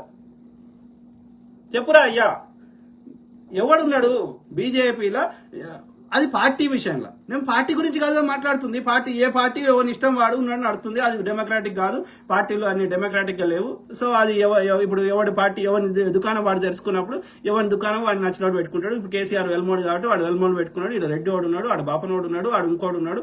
సో అది అది పార్టీ, అది ప్రభుత్వం కాదు. కానీ నేను ప్రభుత్వం గురించి మాట్లాడుతున్నా. హైకోర్టు జడ్జిలు, సుప్రీంకోర్టు జడ్జిలు, ఎమ్మెల్యేలు, ఎంపీటీసీలు, జడ్పీటీసీలు, సర్పంచులు, ప్రభుత్వం అందరిది కదా. పార్టీ ఎవరిదనే కావచ్చు, కానీ ఒకసారి ప్రభుత్వంకి వచ్చినాక అందరిది కదా. నేను ప్రభుత్వం గురించి మాట్లాడుతున్నాను, ఉద్యోగాలకి వీటి గురించి కదా నేను మాట్లాడుతుంది. ప్రభుత్వ పరంగా రావాల్సిన వాటిలలో ప్రభుత్వానికి వచ్చే బడ్జెట్ లో అందరి వాటా ఉన్నప్పుడు ఎవరిదైతే ఎక్కువ ఉందో, ఎవరి జనాభా ఎక్కువ ఉందో, ఎవరి వాటా వానికి ఇవ్వమని అడుగుతున్నాం. నేను ప్రభుత్వం గురించే మాట్లాడుతున్నా, పార్టీల గురించి, వ్యక్తిగతంగా ప్రైవేట్ కంపెనీల గురించి నేను మాట్లాడతలే, వ్యక్తిగతంగా నేను మాట్లాడతలే. సో ఈ ప్రభుత్వంలో మా వాటా మాకు ఇమ్మని కొట్లాడితే నీకేం వచ్చింది? నీ వాటా నువ్వు తీసుకున్నావు కదా. ఈడబ్ల్యూఎస్ కింద 10% ఎవడెక్కడన్నా తీసుకున్నావు కదా. 12 లక్షలు బీసీ, ఎస్సీ, ఎస్టీలకి 12 లక్షల సంవత్సరానికి వస్తే వాడు ధనవంతుడు అంటున్నావు. మరి అగ్రకుల 3 సంవత్సరానికి నెలకు ₹1,00,000 సంపాదిస్తే వాడు పేదోడు అంటున్నావు. పేదరికానికి కూడా రిజర్వేషన్ ఉంటుందా? పేదోడు ఎవడైనా ఏ కులమైనా వాడిని సహాయం చేయాలి, పేదోడికి కూడా రిజర్వేషన్ ఉంటుందా? ఏదో కారణం చెప్పి జనరల్ కేటగిరీ అని 50%, ఈడబ్ల్యూఎస్ అని 10%, 60% నువ్వే తీసుకుంటున్నావు. మళ్ళీ అది 60% అగ్రకులాలకు పెట్టిన రిజర్వేషన్. అది we don't accept. We will fight. ఎంతమందిని చంపుతో సంపు, విల్ ఫైట్. అర్థమైందా? వివక్ష లేదంటున్నావు కదా. చూడు, నేను చెప్తలేను రా అయ్యా, నేను ఇక్కడ ఒక్క మాట చెప్తలే, మీరు చెప్పిందే చూపెడుతున్నా అంతే. కులాలు పోకూడదండి. కొంతమంది ఇప్పుడు ప్రోగ్రెసివ్ థాట్స్ ఉండేటటువంటి వ్యక్తులను అనుకునేవాళ్ళు కులరహిత సమాజాన్ని నిర్మాణం చేస్తాము. అలాంటి సమాజం కావాలి. తప్పు. ఏ కులం పని ఆ కులం చేయి. ఎందుకంటే ఏ కులం పని ఆ కులం చేస్తేనే నువ్వు ఆడ ముచ్చట చెప్పగలుగుతావు. కులరహితం అంటే నువ్వు సండాసి ఎత్తాల్సి వస్తుంది. అది నీకు చేసేది లేదు. వీళ్ళు ఎన్నేళ్ళు సండాసి ఎత్తినా నీకు బాధ అవుతలేదు. సో లంగ కథ ఈడోడు గోదావరి జిల్లా ఎదురు బాబు సర్వసంగ పరిత్యాగి ఈ ప్రాపంచిక సంబంధం లేదని సన్యాసం తీసుకున్న లంబడి కొడుకు 1000 కోట్లు ఎందుకుంటే వీళ్ళ దగ్గర. అట్లా ఎన్ని అన్న చెప్పగలుగుతాం. వీళ్ళ యొక్క దురాఘాతాలు ఎన్ని అన్న చెప్పగలుగుతాం. ఇక చూడు, ఇక కొన్ని నేను చూపెట్టలేను కాబట్టి చూపెడతలేను కానీ బట్ చూడండి. సనాతన ధర్మం అంటేనే ఎప్పటి నుంచో ఉన్న ధర్మాలను ఫాలో కావడం. ఫస్ట్ ఆఫ్ ఆల్ మీరేం చెప్తారు? సనాతన ధర్మాన్ని ఫాలో అవ్వాలంటారా, వద్దు అంటారా? సనాతన ధర్మాన్ని ఫాలో అవ్వకూడదు. అవ్వకూడదు. ఎందుకు అవ్వకూడదు కూడా చెప్తాను నేను. ఒకటి గమనించండి, ఈ రోజుకి దేవదాసి వ్యవస్థ ఉంది.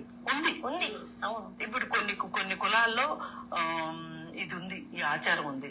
మరి దేవదాసి వ్యవస్థ దేవుడికి కానుకగా ఇచ్చే విషయం ఏదైతే ఉందో అది మన అమ్మాయికి నైతే ఒప్పుకుంటామా? మీ అమ్మాయినైతే మీరు ఒప్పుకుంటారా? ఇప్పుడు ఎవరైతే సనాతన ధర్మం కరెక్ట్ అని చెప్తున్నారో వీళ్ళు ఎవరన్నా ఒప్పుకుంటారా? వాళ్ళ కుటుంబాల్లోంచి ఇస్తారా?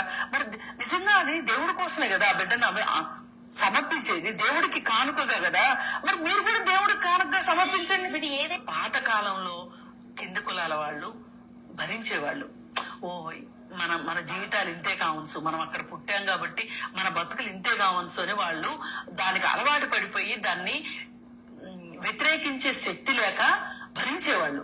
కానీ ఇప్పుడు ఈ నవయువకులు ఎవరైతే ఉన్నారో వీళ్ళు సినిమాలు చూస్తున్నారు. ఇప్పుడు ఈ మధ్య కాలంలో జై భీమ్ సినిమా వచ్చింది, అది చాలా కనువిప్పు. ఇట్లాంటివి చూసిన తర్వాత వాళ్ళకి దీన్ని ఒప్పుకోవాలని లేదు. సనాతన ధర్మం చెప్పండి మిత్రులారా, ఇట్లా 100 ఎగ్జాంపుల్ చూపెడతా నేను. ఉందా లేదా వివక్ష? ఈడబ్ల్యూఎస్ ఎవడకుండా తీసుకొచ్చినప్పుడు ఎవడు ఏ కోర్టు అబ్జెక్షన్ చెప్పలే, ఏ చట్టసభల అబ్జెక్షన్ చెప్పలే. మరి మనకెందుకు చెప్తున్నాయి? ఎందుకంటే ఆడ పైన కూర్చున్నోడు మళ్ళీ వాడే, నిర్ణయం చేసేటోడు వాడే, చట్టసభలు ఉన్నోడు వాడే, ఆ జడ్జిలు తీర్పులు ఇచ్చేటోడు వాడే, అన్నిట్లో వాడే. సిస్టమేటిక్ గా జరుగుతుంది. కాబట్టి ఈ శర్మకి ఈ నేతకి సిగ్గు శరం లేదురా. శర్మ అంటే వాడు బాబునోడు కాబట్టి ఐ అండర్స్టాండ్ వాని ఇంటెన్షన్. కానీ ఈ నేత అనే చెత్త నాకుడికి ఏమైంది? వీని బ్రెయిన్ వాష్ చేసిర్రు మతం పేరు మీద. అర్థమైందా? ఇంకా చాలా ఉన్నాయి అట్లా, కొన్ని అభ్యంతరకరంగా ఉన్నాయి కదా, చూపెడతలేను కానీ 1-2 చూపెడతా. దెన్ మీ కామెంట్స్ కంటిన్యూ చేద్దాం. ఓకే, ఇప్పుడు వాడు రాముడు దేవుడు అంటాడు కానీ సమ్మక్క సార దేవుడు కాదంటాడు. చూడు వీడు. అసలు సారక్క సమ్మక్క ఎవరు? అదే దేవతల ఇక్కడ బ్రహ్మలోకంలో దిగి వచ్చిన వాళ్ళ ఏమిటి చరిత్ర? అదేదో ఒక అడవి దేవత. చూపెట్టండి మిత్రులారా, బ్రహ్మలోకం ఏడుందో చూపెట్టండి. మీరు ఎవడు దేవుళ్ళో చూపెట్టండి. ఎక్కడ తీసుకోదాం పదా. ఈయన ప్రతి జుట్టు బట్టి అందరిని తీసుకోదాం. ఏ స్పేస్ కి తీసుకోదాం, ఎక్కడికైనా తీసుకోదాం. చూపెట్టకపోతే బ్రహ్మలోకాన్ని ఏడదందాం. ఈయన్ని ఆలోచించండి మిత్రులారా. దొంగల్ సరే చేసుకొని అక్కడ ఉండేవాళ్ళు, చదువుకున్న వాళ్ళు, పెద్ద పెద్ద వ్యాపారస్తులు, ఆ పేరు బ్యాంకులు పెట్టేశారండి. తర్వాత నువ్వేం చేస్తున్నావు? నువ్వు ఆ శంషాబాద్ లా అంత పెద్దది ఏడుకెళ్ళి వచ్చింది నీకు? ఆడ ఎన్ని ఎకరాల భూమి కబ్జా పెట్టినావు? నువ్వేం చేస్తున్నావు? నువ్వే కాదా వ్యాపారం చేస్తుంది? వాళ్ళు వ్యాపారమే చేస్తలేరు. పోదాం పద, ఆ కోయళ్ళ దగ్గర పోదాం పద. ఆ ములుగు ఆ పరిసర ప్రాంతాలకి ఎంతమంది కోయళ్ళు ధనవంతులు ఉన్నారు, ఎన్ని వేల కోట్లు ఉన్నాయి వాళ్ళ దగ్గర, నీ దగ్గర ఎన్ని వేల కోట్లు ఉన్నాయో తీద్దాం. దొంగ లంగ పాడుకో, టైపిస్ట్ పాడుకో. ఇక వీనితోటి కష్టపడడం వీనికి శాత కాదని చెప్పి ఈ కాషాయం ధరించి 1000 కోట్లు దోసుకుంటుండు. వాడు టైపిస్ట్ గా ఉండి హైదరాబాద్ లో ఒక ఆమెను రేప్ చేసిండు. వాళ్ళ అల్లుడు అయితే ఇక వీడియోలు కూడా ఉన్నాయి మన దగ్గర. దొంగ ముండ కొడుకు. ఇక చూడండి, నార్త్ ఇండియాలో. మేం జంతువులం కాదు, మనుషులం. మీలాగా మేం కూడా మనుషులుగానే పుట్టాం. మీ పిల్లలు చదువులు చదివి జీవితంలో ఎదుగుతున్నారు. పిల్లలు ఇంకా ఎన్నాళ్ళు ఈ వెనుక బంగి అంటే ఈ సండాస్ ఎత్తుతారు. తనలో మగ్గాలి. 10-15 రోజులుగా మా పిల్లలు బడికి వెళ్ళటం లేదు, ఇంట్లోనే ఉంటున్నారు. వాళ్ళని స్కూళ్ళలో కూడా రాణిస్తలేరు. నేటికి నేను ఎప్పుడో జమానా మాట్లాడతలే. నార్త్ ఇండియాలో అయితే వరస్ట్. గుర్రం ఎక్కొద్దు దళితుడు, మీసం తిప్పొద్దు, ఇక రేపులు సంపేసులు, ఇక అది నిత్యకృత్యం. ఓకే, అట్లా ఎన్నని చెప్పగలుగుతాం. ఇక వీడు ఏ ప్రశ్న అడిగినా ఏది జై శ్రీరామ్ అంటాడు. చూడండి, ఏ ప్రశ్న అడిగినా జై శ్రీరామ్ అంటుండు, తప్పించుకోవద్దు. गंदगी को मुद्दा ना बनाकर बेरोजगारी को मुद्दा न बनाकर, इलाके में पानी की भारी कमी है इसको मुद्दा न बनाकर, सिर्फ मंदिर पर राजनीति करके आप ध्रुवीकरण करना चाहते हैं। सांसद ने कहा कि भारत पाकिस्तान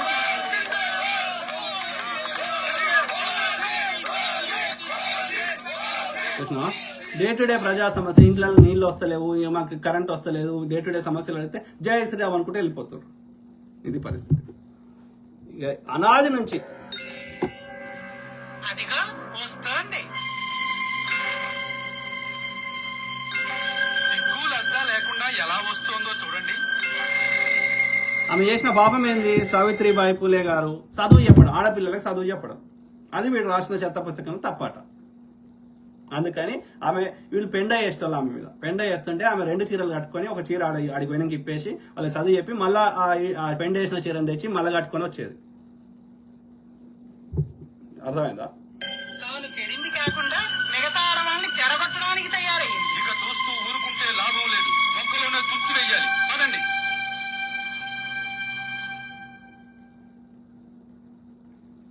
ఆగవే, ఆగు. ఎక్కడికి వెళ్తున్నావు? ఎందుకు వీళ్ళు అకృత్యాలు ఎన్నాడు చూపెడదాం. ఓకే, సో అట్లా ఈడేమంటాడు చూడండి. ఈ భూమి మీద ఏ జీవైనా సరే బతికి బట్ట కట్టాలంటే ఆహారం సంపాదించుకోవాలి. ఆ ఆహారం లేకపోతే ఎవరు బతకలేరు. కానీ భారతదేశంలో మాత్రం అన్ని జీవులు ఆహారాన్ని కష్టపడి సంపాదించుకుంటాయి. ఒక్క జీవి మాత్రమే పెయిలకెళ్ళి చెమట సుక్క రాలకుండా బతుకుతా ఉంటది. ఆ జీవిని చూస్తారా, పట్టుకొచ్చినా చూడరు. బాధపడే దానికి చాలా దోషం ఎక్కువగా ఉంది. అందుకే మీరందరూ కూడా ఎప్పుడైనా కూడా బ్రాహ్మణుడు అంటేనే భగవంతుడి స్వరూపుడు అని వేదం చెప్తా ఉన్నది. ఈ కాలంలో ఏమైపోయిందంటే ఈ రకరకాల ఎవడు వచ్చి ఆ వేదం రాసినోడు? వాడు బాపనోడు రాసిండంటే తప్పవుతుంది అని చెప్పి ఎవడనో బ్రహ్మని క్రియేట్ చేసి వాడి ముక్కలకి వచ్చిందని చెప్తున్నారు. అర్థమైందా? బ్రాహ్మణుల గురించి విమర్శించడం మొదలైంది. దయచేసి మీరు ఆ విమర్శన లోపలికి మాత్రం వెళ్ళమాకండి. ఎందుకంటే బ్రాహ్మణ్ణి విమర్శించిన, బ్రాహ్మణ్ణి దూషించిన, బ్రాహ్మణ్ణి బాధ పెట్టిన, బ్రాహ్మణుల యొక్క ద్రవ్యాన్ని దొంగలించిన, లేకపోతే బలాత్కారం చేసిన, బ్రాహ్మణ స్త్రీని మనం చెడు అభిప్రాయంతో చూసిన, జన్మ జన్మల మన వంశాలన్నీ కూడా నిర్మూల్యమైపోతాయి.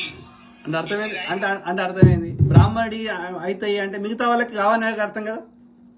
రాజు పెద్ద భార్య మంచిది అంటే చిన్న భార్య చెడ్డదనే కదా. అంటే వాడు క్లియర్గా ఏం చెప్తున్నాడు? బ్రాహ్మణులకు మాత్రమే వాడు రక్షణ కల్పిస్తున్నాడు. మరి మిగతా వాళ్ళ పరిస్థితి ఏంది అంటే మిగతా వాళ్ళ మీద ఇవన్నీ చేయొచ్చు అని చెప్తుండు, అంతే కదా. శూద్ర స్త్రీని ఎవడన్నా రేపు చేసుకోవచ్చు, మీకు ఎలాంటి శిక్షలు ఉండవు. కానీ వాడు రాసిన అంటే that is the brain wash. బ్రాహ్మణుడికి వాడు ఏ పాపమన్నా చేయొచ్చు, he has the every freedom. కానీ మిగతా వాళ్ళకి మాత్రం కఠిన శిక్షలు ఉంటాయి. అదే కదా జరిగింది. సతీ సహగమనం కానీ ఈ యొక్క గోడ అరుగు మీద కూర్చుంటే పిర్రలు కోసిర్రండి. కేరళలో అయితే దళిత స్త్రీ పై వస్త్రం వేసుకోవద్దు, బ్రెస్ట్ కవర్ చేయొద్దు. బ్రెస్ట్ సైజుని బట్టి ట్యాక్స్ వేసారు.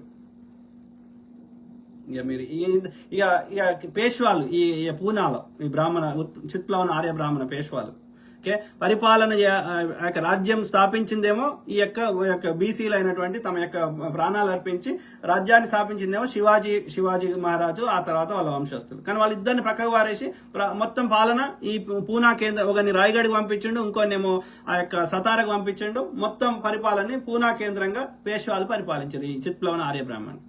వీళ్ళ కాలంలో ఏది దళితుడు వాడి ఉమ్మి కూడా నేల మీద పడకూడదు. అందుకోసం అని చెప్పి ఓకే వాడి ఉమ్మి పడొద్దని వాడికి మూత కట్టారు మూతికి.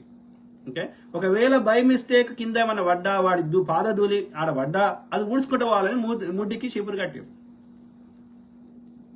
ఈ పేష్వాల కాలంలో మహారాష్ట్రలో పూనా కేంద్రంగా. సో ఇది మా పరిస్థితి. భూములు అయితే మొత్తం వాళ్ళ కంట్రోల్లో పెట్టుకున్నారు. అయినా అప్పుడు ఏ గొంతులు రాలే.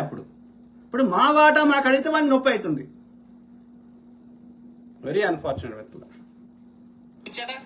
వీళ్ళకెళ్ళి చెమట సుక్క రాల్చకుండా బతుకుతున్న జీవి ఇగో ఇదే. మాటలు చెప్పి పూటలు గడుపుకునే తందుకు మాత్రమే విలువ పుట్టిండ్రు. వీళ్ళట భగవత్ స్వరూపులట. బ్రాహ్మణులను ఏమన్నంటే అన్నోళ్ళ వంశాలు నాశనం అయిపోతాయట. అదే బ్రాహ్మణుడు ఎవరినైనా ఏమైనా అనొచ్చు అనేది సార్ వారి మాట. ఫస్ట్ ఆఫ్ ఆల్ ఈ మంత్రాలు తెలుగులో ఎందుకు చెప్పవు? బ్రాహ్మణ్యో ముఖమాసి అంటే బ్రాహ్మణుడు ముఖం నుంచి వచ్చాడు. ఓకే సంస్కరించబడిన పర్షియా భాషనే సంస్కృతం. విగ్రహం అంటే మనిషి రాయి కాదండి. నా ముఖం నుంచి వచ్చినటువంటి వాడు బ్రాహ్మణుడు, నా బాహువుల నుంచి వచ్చినటువంటి వాడు క్షత్రియుడు, నా తొడల నుంచి వచ్చినటువంటి వాడు వైశ్యుడు, నా పాదాల నుంచి మిగతా వర్ణాలన్నీ కూడా వచ్చాయి. ఇంకో దరిద్రం ఏంటంటే వీడు చెప్పిన వర్ణ వ్యవస్థలో దళితులు లేరు. ఓకే, బ్రాహ్మణుడు ముక్కులకెళ్ళి వచ్చిండు, చెప్పిండు కదా ఆడే, భుజాలకెళ్ళి క్షత్రియులు వచ్చారు, ఉరులు అంటే తొడలు, తొడలకెళ్ళి వైశ్యులు వచ్చారు, పాదాల నుంచి శూద్రులు వచ్చారు. మరి దళితులు ఏడున్నారు? వాళ్ళు అవుట్ కాస్ట్, ఈ సిస్టమ్ నుంచి వెలివేయబడ్డ వాళ్ళు దళితులు, శూద్రులు ఒకప్పుడు.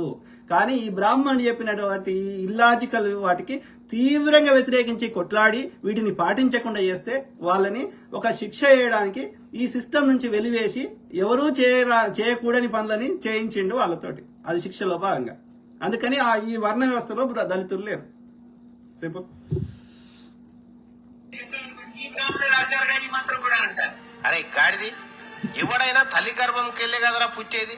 బ్రాహ్మణుడు ముఖంలోకెళ్ళి, క్షత్రియుడు భుజాలకేని, మా బీసీ ఎస్సీ ఎస్టీలంతా పాదాలకేని పుట్టినారు. ఎందుకురా ఈ భజవాయి మాటలు ఇంకెన్నొద్దులు చెప్తారా మాకు? ఓ నాగలు కట్టినోని వా నట్టు మీరు ఒక్క గుడికి పోయి వాడు చదివే మంత్రాన్ని, వాడు సంస్కృతం చెప్పేదాన్ని తెలుగులో ఏందో అర్థం మీరన్నా ఇప్పుడు అన్ని గూగుల్ ట్రాన్స్లేట్లు వచ్చినాయి, అవన్నీ తీసుకొని వాడిని ముందర పెట్టి మీరన్నా అనలైజ్ చేయండి. లేదు అంటే వాడిని ఎట్లన్నా మీరన్నా సంస్కృతం నేర్చుకొనైనా వాటిని తెలుగులో అర్థాలు తెలుసుకోండి. ఇక మీరు గుడికోరిగా ఇట్లనే ఉంటాయి, ఇప్పుడు చెప్పినట్టే ఉంటాయి అన్ని. వాడు పెళ్లి మంత్రాలు చదవని, సావు మంత్రాలు చదవని, ఏదో ఉండని అలా బ్రాహ్మణుడు పైన ఉండాలి, వాడు ముక్కులకెళ్ళి వచ్చిండు, వీడిగా ఇదంతే. బ్రాహ్మణికి సేవ చేయాలి, బ్రాహ్మణికి ద్రవ్యం ఇవ్వాలి, బ్రాహ్మణికి గోవులు ఇవ్వాలి, బ్రాహ్మణికి చెత్త ఇవ్వాలి, ఇట్లనే ఉంటుంది చెత్త అంతా. అర్థమైందా?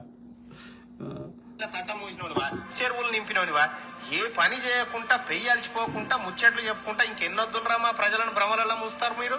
ప్రజలారా, మనల్ని కులాలుగా విడగొట్టింది వీళ్ళే. మనం విడిపోకపోతే వీళ్ళు చేసిన ఇంకోటి ఏంటంటే వీళ్ళు చేసిన చెత్త అంతాని వీని మీద తీసుకోకుండా బ్రిటిష్ వాళ్ళ మీద నెట్టేస్తున్నాడు.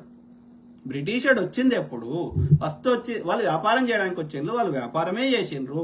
ఓకే, వాళ్ళు 1400 చిల్లర్లో ఎండింగ్ లో వచ్చారు, అంటే 15th centuryలో వచ్చారు. ఆ తర్వాత 1757 దాకా వాళ్ళు పరిపాలన చేయలేదు, వ్యాపారం చేసుకున్నారు. ఫస్ట్ పోర్చుగీస్ వచ్చిండు, తర్వాత డచ్ వాడు వచ్చిండు, తర్వాత ఫ్రెంచ్ వాడు వచ్చిండు, తర్వాత బ్రిటిష్ వాడు వచ్చాడు. బ్రిటిష్ వాడు లేట్ వచ్చాడు, 1600 చిల్లర్లో వచ్చాడు. ఓకే, సో కాబట్టి వాడు బ్రిటిష్ వాడు వచ్చిన 1650-40లో వచ్చినాక 1757 దాకా వాళ్ళు పరిపాలన చేయలేదు. ఇక్కడున్న రాజుల మధ్యలో ఒకడు ఫ్రెంచ్ వాడు తరఫు ఒక రాజుకు సాయం చేస్తే బ్యాక్ ఎండ్ లో ఉంటే వాళ్ళ వ్యాపారం కోసం వాళ్ళ సహాయం తీసుకున్నారు. వాళ్ళ వ్యాపారం కోసమే వచ్చారు, స్టార్టింగ్ లో పరిపాలన చేయడానికి రాలే.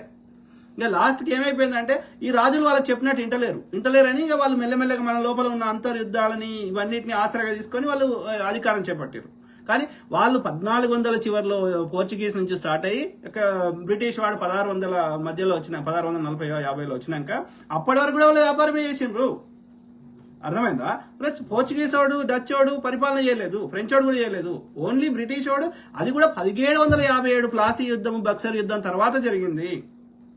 అంతవరకు వాళ్ళు వ్యాపారం వేసారు. అంటే వాడు హార్డ్లీ పరిపాలించింది 1757 నుంచి 1947, అంటే ఇంచుమించు 200 సంవత్సరాలు వాళ్ళు పరిపాలన సాగించారు. కానీ మొత్తం భారతదేశాన్ని ఒకటేసారి పరిపాలన చేయలేదు, మొత్తం భారతదేశాన్ని అసలు పరిపాలన చేయలేదు, ఓన్లీ 2/3 భూమే పరిపాలించారు. ఏది? ఆ 1757 నుంచి 1857 దాకా, సిపాయిల తిరుగుబాటు దాకా, లేకపోతే మొదటి స్వతంత్ర సంగ్రామం దాకా. ఓకే, ఆ 100 సంవత్సరాల్లో వాడు 2/3 భూమిని మాత్రమే వాడు లాక్కోగలిగాడు. మిగతా 1/3 భూమిని లాక్కుందామంటే దేశంలో ఉన్న రాజులందరూ కలిసి యుద్ధం చేస్తే ఇక బ్రిటిష్ రాణి ఈ యొక్క ఏమంటారు అసలుకే మోసం వస్తుందని గ్రహించి ఇక తీసుకోము భూమి అని చెప్పేయడం వల్ల ఆ మిగిలిన 1/3 భూమిలో 365 సంస్థానాలు, అంటే ఈ రాజులు, లోకల్ రాజులు అట్టనే పరిపాలించారు. హైదరాబాద్ను బ్రిటిష్ వాడు పరిపాలించలేదు, బికనేర్ని ముస్లిం వాడు పరిపాలించలే, అట్లా చాలా ఉన్నాయి. ఓకే, సో కాబట్టి ఓన్లీ 2/3 భూమిని మాత్రమే, ఆ 2/3 భూమిని కూడా ఏకకాలంలో తీసుకోలేదు. ఆంగ్లో కర్ణాటక యుద్ధాలైనాయి, కర్ణాటక అంటే ఇక్కడ మైసూరు. సో ఆంగ్లో యొక్క వాడు ముఖ్యంగా స్టార్టింగ్ లో వాడు ఫస్ట్ తీసుకున్నాయి 3. ఓకే, ఇక్కడ కలకత్తా, అక్కడ మద్రాసు, అక్కడ బొంబాయి. ఓకే, ఈ 3 స్టార్టింగ్ లో. తర్వాత ఆంగ్లో కర్ణాటక యుద్ధాలైనాయి, ఆంగ్లో మరాఠా యుద్ధాలైనాయి, ఆంగ్లో యొక్క ఏమంటారు ఈ పంజాబ్ యుద్ధాలైనాయి. అట్లా ఒక్కొక్కటి అయ్యి లాస్ట్ చివర్లో తీసుకుంది పంజాబ్ని. కాబట్టి అంటే దాని అర్థం ఏంది, వాడు హార్డ్లీ పరిపాలించింది అరౌండ్ 100 ఏళ్ళే, 2/3 భూమే పరిపాలించిండు. 100 నుంచి 120 వరకే. మిగతా అన్ని ఒక ఏకకాలంలో తీసుకోలేవాడు. కాబట్టి బ్రిటిష్ వాడు ఏడికెళ్ళి తెచ్చే, బ్రిటిష్ వాడిని బతిలాడుకొని కొట్లాడుకొని ఏది సతీసామానం పోవాలని రాజా రామ్మోహన్ రాయ్ బ్రిటిష్ వాడు వచ్చే నాటికి భారతదేశంలో ఈ చెత్త అంతా ఉంది. ఇప్పుడు ఈ పూలే గారు ఎప్పుడు ఎవరు కొట్లాడు, బ్రిటిష్ న్యాయంలో కొట్లాడింది కదా. అంబేద్కర్ గారు ఎవరు కొట్లాడు, బ్రిటిష్ న్యాయంలో కొట్లాడింది కదా. బ్రిటిష్ వాడే కదా అనేక చట్టాలు తెచ్చిండి ఈ యొక్క చెత్తని రూపుమాపడానికి. ఏది ఆడపిల్ల పుట్టంగానే ఆమె ఇది గొంతులో వడ్లగింజేసి చంపేస్తారు. ఈ యొక్క పెద్ద పెద్ద కన్స్ట్రక్షన్, రాజులు కన్స్ట్రక్షన్ చేస్తారు కదా, వాటికి రాజుకు చెత్త నింపి రాజు ద్వారా ఈ బీసీ ఎస్సీ ఎస్టీలకు చెందిన శూద్రులకు చెందిన వాళ్ళని బలిచ్చేవాడు. నరబలు వాడి రాసిన పుస్తకంలో ఉంది కదా, యొక్క అశ్వమేధ యాగం గుర్రాలని ఇది చేసేది వాడు రాసిన పుస్తకంలో ఉంది కదా. ఒక శాఖలేని అన్నాడు అని చెప్పి భార్యను వదిలేసింది వాడు రాసిన పుస్తకంలో ఉంది కదా. ఏది చంపుకుని చంపేయమని వాడు రాసిన పుస్తకంలో ఉంది కదా. ఏలు కట్ చేసి ఇమ్మనేది వాడు రాసిన పుస్తకంలో ఉంది కదా. ఈ చెత్త అంతా ఇక వాడు రాసిన పుస్తకంలో ఉన్న బ్రిటిష్ వాడు ఆడికి తెచ్చే కులాలు. రథం గుంజేటోడు పరిపాలనకు పనికి రాడని చెప్పి కర్ణుని పక్కకు పెట్టుమని దుర్యోధన మీద ఫోర్స్ చేసేటువంటి ఇది ఎవడు చేసిండు, ఏ బాపనోడే. వీళ్ళ బాపన గురువులంతా బాపనోళ్ళే కదా. ద్రోణాచార్యుడు, కృపాచార్యుడు, ఇంకోచార్యుడు, ఆచార్యుడు, ఇచార్యుడు అంతా బాపనోడే కదా, ఆర్యబ్రాహ్మణుడే కదా. వశిష్ఠుడు, ఇంకోడు యొక్క విశ్వామిత్రుడు వాడు క్షత్రియ నుంచి ఇది అయింది, కానీ మిగతా వాళ్ళందరూ బ్రాహ్మణ్సే కదా. సో వాడు రాసిన పుస్తకాలు, వేదాలు, ఉపనిషత్తులు, రామాయణ మహాభారతంలో ఉంది కదా ఈ కులం పిచ్చి. మరి బ్రిటిష్ వాడు ఆడికి తెచ్చా, వీడి చెత్తని కప్పిపుచ్చుకోవడానికి బ్రిటిష్ వాడిని బ్లేమ్ చేస్తున్నాడు. దొంగ ఆలోచించట్లేదు. కింద ఇడగొచ్చి ఇప్పటికి మన ఉసురు పుచ్చుకుంటూనే ఉన్నారు. మీరు ఒక్కటి గమనించుర్రి, పంచాంగం రాసేటోళ్ళు ఎవరు, ఈ బాపనోళ్లే. దాన్ని చదివేటోళ్ళు ఎవరు, ఈ బాపనోళ్లే. మనకు దోషం ఉన్నదని చెప్పేటోళ్ళు ఎవరు, ఈ బాపనోళ్లే. ఆ దోషానికి నివారణ చేసేది ఎవరు, మళ్ళా ఈ బాపనోళ్లే. పంచాంగంలో మన పాత్ర ఏమన్నా ఉన్నదా? ఇది ఎవరి బతుకుదేరు కోసం రాసుకున్న పంచాంగం చెప్పుర్రి. మనల్ని మనుషులుగా చూడని మనోధర్మ శాస్త్రం ఎట్లా గొప్పదైతుంది? మనకు సమాన హక్కులు ఇచ్చిన భారత రాజ్యాంగం కదా గొప్పది. అందుకే వీళ్ళ మోసాలకెళ్ళి బయటికి రాండ్రి, అసలైన భారతదేశం అప్పుడు నిర్మాణం అవుతుంది. అరే రాథోడ్ నిన్ను నువ్వు ఎట్లా బెదిరిస్తున్నావు, నీ బెదిరింపులకి తాటాకులకు సపోర్ట్ రావు. అరే లంబడోడా, నిన్ను ఉప్పు అమ్ముకోవడానికి వచ్చినావా, ఆడికి పంపించేదాకా మేము వదిలిపెట్టాం. అర్థమైందా? నువ్వు నాకు బెదిరించేటాడు ఆయన లంబడి కొడక. వాడు చూడండి అని కామెంట్ చూడండి. వీడు మందకృష్ణ గాడు, వీడు ఇట్లాంటి జాతి ద్రోహులు ఉంటే ఏం చేస్తాం? ఏమంటుండీడు, ఏ పార్టీలో ఉన్నా బీజేపీకి ఓటేయాలంట. ఎందుకురా? డప్పు కొట్టుమన్నందుక, ఊరికి దూరం పెట్టినందుక, రోడ్లు ఉడిపించినందుక, సండాసులు ఎత్తిపించినందుక, దేనికిరా?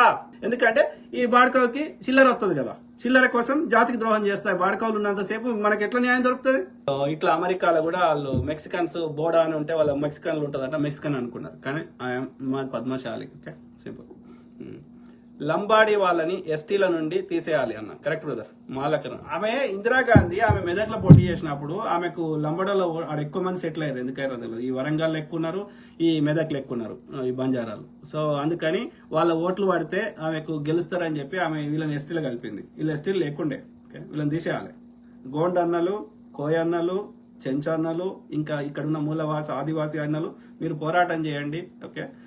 మీ తుడుం దెబ్బలు చూపెట్టండి. వీళ్ళని పంపిద్దాం, రాజస్థాన్కి పంపిద్దాం. వీళ్ళు ఎక్కువ నకరాలు దింగుతారు. తప్పదు. ఈ లాంగ్ బాడీలను పంపిద్దాం. ఆడ పోయి బీజాపన్ సంఖ అన్ని నాక్కోండి. రాథోడ్ బాయ్ పంపిద్దాం. రాజేష్ మామిడిపల్లి, మీరు కూడా ఒక గన్ను పెట్టుకోండి బ్రదర్, అప్పుడు కానీ వీళ్ళు మాట వినరు. అసలు చంపడం గురించే మాట్లాడరు, మీ కామెంట్స్ లో పెట్టరు. అసలు గన్ను ఉందంటే అర్థం చేసుకుంటారు. 2 నిమిషాల్లో వస్తారు బ్రదర్. రాజేష్ మామిడిపల్లి బ్రదర్, 2 నిమిషాల్లో పోలీసు వాళ్ళు వస్తారు. మనము ఎవడు డోర్ కొట్టినా తీయొద్దు, ఫస్ట్ థింగ్. రెండోది, మనకు కొంచెం అనుమానాస్పదంగా ఉన్న పోలీసులకు కాల్ చేయాలి. 5 నిమిషాల్లో మన దగ్గరకు వస్తారు. We should not take any risk. అర్థమైందా? గన్ను ఉండడం వల్ల ఏమంటారు, దానివల్ల నష్టమే జరుగుతుంది కానీ లాభం జరుగుతులేదు ఎవరికైనా. ఎందుకంటే ఒకవేళ బై మిస్టేక్లో మిస్యూజ్ చేస్తే నీ జీవితాంతం నువ్వు జైలు ఉంటావు. First thing. రెండోది నువ్వు వాళ్ళలాగా ఎక్స్పర్ట్ గా వాళ్ళు ఇప్పుడు వాడు ప్రిపేర్ అయ్యి వస్తాడు కాబట్టి నువ్వు ప్రిపేర్డ్గా ఉండవు కాబట్టి నీకు దాన్ని కరెక్ట్ గా వాడడం తెలియదు కాబట్టి నువ్వు దాన్ని మిస్యూజ్ చేసే అవకాశం ఉంటుంది. చిన్నపిల్లలకి ఎక్కడ యాక్సెస్ వచ్చింది అనుకో ఇంకా ఇబ్బంది అవుతుంది. గన్నుని అది నువ్వు ఓపెన్ గా క్యారీ చేసినా, చిన్నపిల్లలు ఉన్నప్పుడు క్యారీ చేసినా మళ్ళీ పెద్ద పనిష్మెంట్లు వస్తాయి. దానివల్ల మిస్యూజ్ ఎక్కువ ఉంది. ట్రైన్డ్ పర్సన్ చేసి 24 hours దాన్ని ఎట్లా వాడాలో తెలిసిన వాళ్ళకి అప్పుడప్పుడు సిచ్యువేషన్ తగ్గట్టుగా వాడే వాళ్ళు మోస్ట్లీ మిస్యూజ్ అవుతుంది. ఓకే, కాబట్టి the best option is don't put all the protection security కెమెరాలు అవన్నీ పెట్టడంతో పాటు బందోబస్తుగా పెట్టుకొని, ఓకే, ఎవరు డోర్ కొట్టినా ఇన్స్టెంట్ గా తీయకుండా ఏ కొంచెం అనుమానాస్పదంగా ఉన్నా కాల్ 911. ఇన్స్టెంట్లీ 5 minutes వస్తారు. వచ్చే లోపల వీడు పారిపోతాడు. దొంగ అయితే నిజంగా క్రిమినల్ అయితే పారిపోతాడు, మంచోడు అయితే ఉంటాడు. సింపుల్. ఇప్పుడు మొన్న మోటల్ది, ఆ మోటల్లా వాడు వచ్చేసి ఇట్లా కాల్చేసి పోయిండు. ఈయనకి సిగ్గుసారం లేదు ఈ ఇండియన్కి. ఓకే, ముందు వీడెందుకు పోయిండు? పోలీసులకు కాల్ చేస్తే అయిపోవు కదా, వాడిని తీసుకుపెట్టాలి కదా. వీడెందుకు పోయిండు? ఆడికి అవార్ యూ బర్డ్ అనుకుంటా పోయిండు. They don't have brain. Are brain Indians are not using brain. Okay, అది మళ్ళీ ఒక రోజు మాట్లాడదాం. రమ్మనండి, ఎవడొస్తారు రండి. Kumar Mahender, super sir, thank you. So మాలకరణ్, చిన్నజీయర్ స్వామి మొత్తం బాపనోళ్ళ పైసలతో, వాడు బాపనోడు, మొత్తం బాపనోళ్ళ పైసలతో హైదరాబాద్ లో మై హోమ్ రామేశ్వరరావుతో కేసీఆర్ లుచ్చనా కొడుకు వానికి సాష్టాంగ నమస్కారం చేస్తాడు. సీఎం కుర్చీలో, రాజ్యాంగ పదవులను సీఎం కుర్చీలో వాడిని కూర్చొని పెడతాడు చిన్నజీయర్ గాని. అంటే అర్థమైంది, మన యొక్క 4 కోట్ల మంది తెలంగాణ ప్రజల ఆత్మగౌరవాన్ని ఆ తూర్పుగోదావరి జిల్లాకు చెందిన టైపిస్ట్ అయినటువంటి బాపనోన్ దగ్గర పెట్టేసిన పాదాల దగ్గర. నీకోడు ఇచ్చిన అధికారం. హైదరాబాద్ లో మై హోమ్ రామేశ్వరరావుతో కేటీఆర్ తో my home constructions, real estate, lands, ఆడ ఎంత పెద్దది అంత కట్టుకున్నాడు. పెద్దదాన్ని కట్టిండు కదా, ఏదో సమానత్వ విగ్రహం అని చెప్పి. సమానత్వానికి ఎవరిని తీసుకొచ్చినావు? అదే మోడీ గాని, అదే అమిత్ షా గాని, అదే ఆర్య బనియాలను, ఆర్య బ్రాహ్మణులు. అంటే మీరంతా ఒక పథకం ప్రకారం చేస్తారు కదా. సునీల్ రిషి అన్నగారు, మీరు చెప్పిన ఏం చేసినా మన ఇండియన్స్ గొర్రెలు మారరే అన్న. అదే బ్రదర్, ఎందుకు మారతలేరు అంటే ఈ మతం అనేది అడ్డు పెట్టిరు, ఈ బ్రాహ్మణిజం పెట్టిరు. ఈ సనాతనం అంటే బ్రాహ్మణిజం, మనువాదం బ్రాహ్మణిజం. హిందూయిజం అంటే భారతదేశంలో అన్ని ఆచార వ్యవహారాలన్నీ హిందూయిజం. భారతదేశంలో ఉన్న ముస్లిమ్స్, క్రిస్టియన్స్, బుద్ధిస్టులు, జైనిస్టులు అన్ని హిందూయిజమే. హిందూ అనేది గడ్డ పేరు, జీవన విధానం పేరు. ఓకే, ఈ సనాతనం అనేది బ్రాహ్మణిజం. ఆధిపత్యము యొక్క వివక్ష. అన్న, మన దునియాలో లంగాలు దొంగలే కరెక్ట్ అన్నగారు. మీరు సమాజాన్ని ఎంతో కొత్త మారుద్దామని ఎన్ని ప్రయత్నాలు చేసినా మనోళ్ళు అదే బ్రదర్. అందుకే మనం నెత్తినోరు కొట్టుకుంటున్నాం. ఇక గాడిద కొడుకులు, ఎవడైతే అంధభక్తులు, గొర్రెలు, ఓకే కాదు, అది మన ఏమంటారు, తాగే వాటినేమో వాటి పారవేయమంటారు, పాలనేమో పారవేయమంటారు. ఓకే, అది ఉచ్చనేమో తాగుమంటారు. ఇంకా అట్లాంటి వాళ్ళని ఏం మాట్లాడతాం మనం? అది వద్దని పారవోసే వాటినేమో తాగుమంటున్నారు. అది తన బిడ్డ కోసం ఇచ్చే పాలని శ్రేష్టమైన తన బిడ్డ పోషకానికి చేసే దాన్ని ఏమో పారవేయమంటున్నారు. ఇంకా అట్లాంటి వాళ్ళు ఏం చెప్తారు మనకి? ఇప్పుడు ఎన్నో డే టు డే సమస్యలు అడిగితే జై శ్రీరామ్ అనుకుంటే పోయటం ఏమంటాం మనం? మూర్ఖుడు, ఓకే, దోపిడీదారుడు, వివక్షదారుడు, శ్రమ దోపిడీ చేస్తున్నాడు, సంపద దోపిడీ చేస్తున్నాడు, అధికార దోపిడీ చేస్తున్నాడు, అన్ని రకాలుగా మనం దోపిడీ చేస్తుంటే మనం భరించాలి. ఎన్నేళ్ళు వానికి సేవ చేయడానికి మనం బతుకుండాలి. కాబట్టి 2 రొట్టెలు ఇస్తా, లేకపోతే 5 కిలోల దొడ్డు రేషన్ బియ్యం ఇస్తా అంటారు. ఆ దొడ్డు రేషన్ బియ్యం కూడా మనకి డిస్కౌంట్లు ఇస్తున్నాడు. ఆ దొడ్డు రేషన్ బియ్యం దాన్ని కూడా అది కొత్తగా పండించినప్పుడు ఇయ్యాడు, పారబోసేటి ఇస్తాడు. ఎందుకంటే వీడు అవి ఇవ్వకపోతే ఈ కొత్తగా వచ్చిన ధాన్యం అలా పెట్టలేడు గోదాములలో. అది పరిస్థితి. అది వాడి బతుకు. అంటే మన ఎంత మనిషి కూడా చూస్తారు, ట్రీట్ చేస్తాడు వాడు. ప్లీజ్ అన్న, ఇప్పుడున్న సమాజంలో లుచ్చాలు, లంగాలు ఎక్కువయ్యారన్నా. ఎనీహౌ, నీ ప్రయత్నానికి నా సెల్యూట్ అన్న. నువ్వు ఇండియాలో లేకున్నా నీ విశ్వ ప్రయత్నానికి నా శిరస్సు వంచి నీకు వందనం తెలుపుతాను అన్నగారు.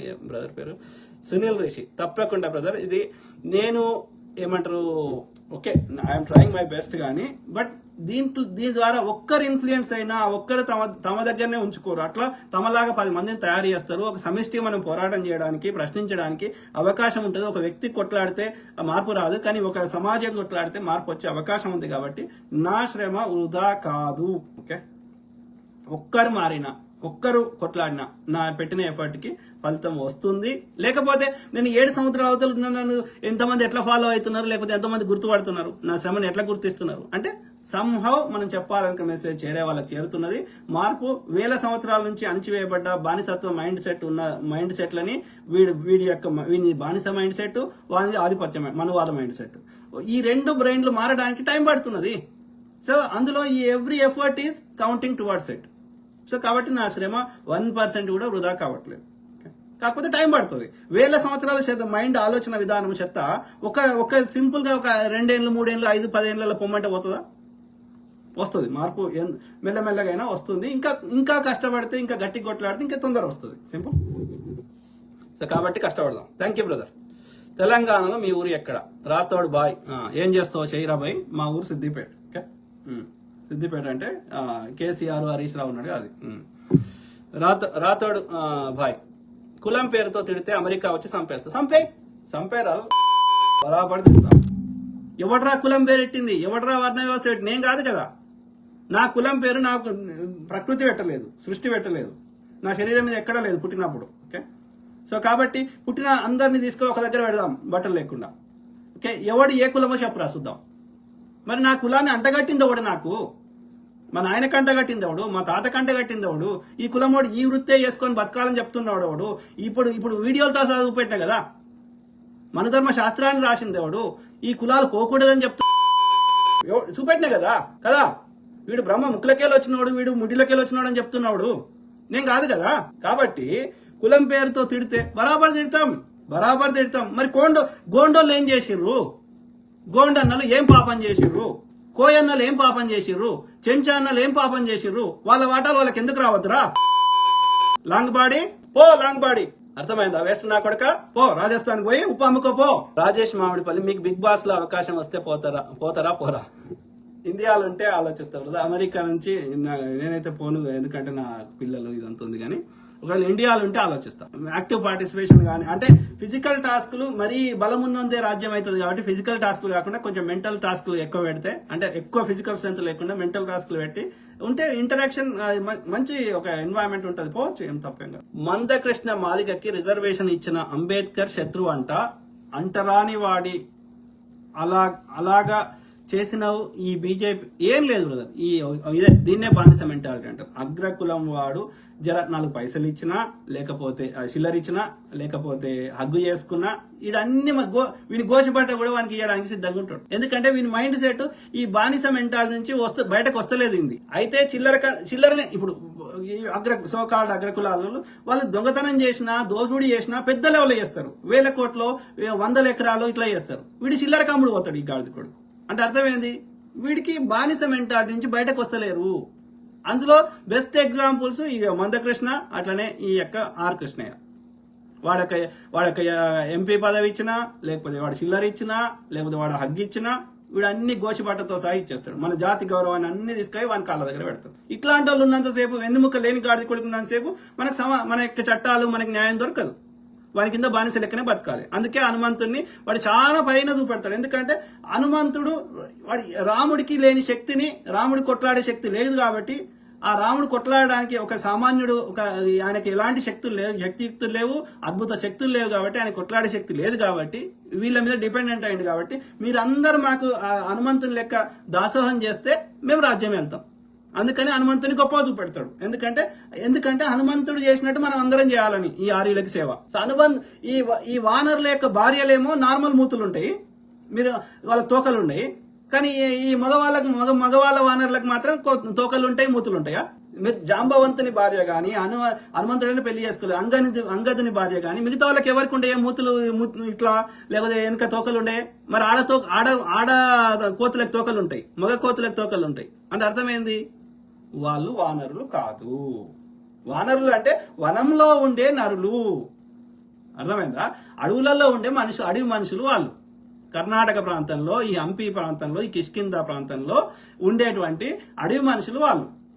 వాళ్ళకి ఏంటంటే అడవి మనుషులకి ఎగిరేటువంటి టెక్నిక్ కూడా వాళ్ళు నేర్చుకున్నారు. కొన్ని యోజనాల వరకు వాళ్ళు ఎగిరేటప్పుడు బాక్సింగ్ చేసేటప్పుడు మూతికి ఇట్లా పెట్టుకుంటారు కదా, మూతి ఎత్తుకుంటుంది కదా, ఎందుకంటే అది బ్రీతింగ్ ఆపుకోవడానికి. అట్లా వీళ్ళు మూతికి ఇట్లా పెట్టుకొని ఆ తోక ద్వారా చెట్లు ఎక్కడము అట్లా ఎగరడము ఇవన్నీ నేర్చుకున్నారు కొన్ని టెక్నిక్స్ అడవి మనుషులు. అందుకని వాళ్ళు చూడడానికి అట్లా అనిపించే వాళ్ళు, కానీ వాళ్ళు నిజంగా వాళ్ళు కోతులు కాదు, వాళ్ళు మనుషులే. కాకపోతే ఆయన ఎందుకు హైలైట్ చేస్తున్నారంటే ఈ మూలవాసులు మా ఆర్యులకి అట్లా హనుమంతుని లెక్క సేవ చేయాలనేది కాన్సెప్ట్. వాడి అలాగా చేసిన ఈ బీజేపీ ఆర్ఎస్ వాళ్ళకి ఓటు వేయాలి అన్న అంట మాదిగ కులంకి సిగ్గులేదు. వానికి మందకృష్ణ మాదిగ అనేటువంటి సిగ్గులు, శరము, మానము, లజ్జ లేదు. అన్నం తింటుండో వాడు గడ్డి తింటుండో ఇంకేం తింటుండో నాకు తెలియదు. ఓకే, వాడు జెన్యున్ గా కొట్లాడంటే ఎప్పుడో వర్గీకరణ జరిగేది. వాడు ఎప్పుడు చూసినా చిల్లర బతికే తప్ప ఏం చేసుకుంటాడో నాకు తెలియదు తప్ప. ఓకే, వాడు జెన్యున్ గా కొట్లాడుంటే ఏ పార్టీలో ఉన్నా బీజేపీ పోటీ కావాలంటే ఎందుకు వేయాలో చెప్పండి. మరి వాడు చట్టమన్నా చేసిండు పోనీ, వాడు కోర్టు తీర్పులు ఇచ్చింది, కోర్టు తీర్పులు తప్ప వాడు చట్టమన్నా చేయలే కదా మళ్ళీ ఆ యొక్క వర్గీకరణకి. మరి చట్టం చేయమని కూడా కొట్లాడలే వీడు. Very unfortunate. హెచ్ఆర్వేన్ బ్రాహ్మణిజం శూద్రులను ఎన్నటికీ బానిసలుగానే చూస్తుంది. ఆ విషయం అర్థం చేసుకోవడానికి శూద్రుల్లో ఒక్కరు కూడా అదే బ్రదర్ మనలకి ఏంటంటే ఈ ఏమంటారు అదే బానిస మెంటాలిటీ, కానీ ఒక చిల్లరతోటి బతికేద్దాం. ఓకే, ఈ దేశము మనకు ఇంతకంటే పైకి వద్దు అన్నట్టుగా బతికేద్దాం. దాన్ని బానిస మైండ్ సెట్ అంటారు కదా, మెంటాలిటీ అదే. సో అందులోకి బయటకు వస్తలేరు. నేనెందుకు కావద్దు, నేనెందుకు ఇదిగా ముఖ్యమంత్రి కావద్దు, నేనెందుకు ఈ యొక్క ఉన్నత స్థానంలో ఉండొద్దు, నేనెందుకు ఇచ్చే స్థానంలో ఉండొద్దు, నేనెందుకు తీసుకునే స్థానంలో ఉండాలి, ఇది ఈ మైండ్ సెట్ పోతలేదు ఈ గాడిద కొడుకులకి. 1000 సంవత్సరాల నుంచి అట్లా ఉంది, అది పోతలేదు. చాలా కష్టమవుతుంది. అంబేద్కర్ గారు, పూలే గారు, పెరియార్ రామస్వామి గారు ఇట్లాంటి మహనీయులు ఎంతో ప్రయత్నం చేసినా కానీ కొన్ని ప్రాంతాల్లో కొంతవరకు సక్సెస్ అయినా ఇంకా పూర్తిగా ఈ మనువాదం నుంచి వీళ్ళని బయటకు తీసుకురావడానికి చాలా కష్టమవుతుంది.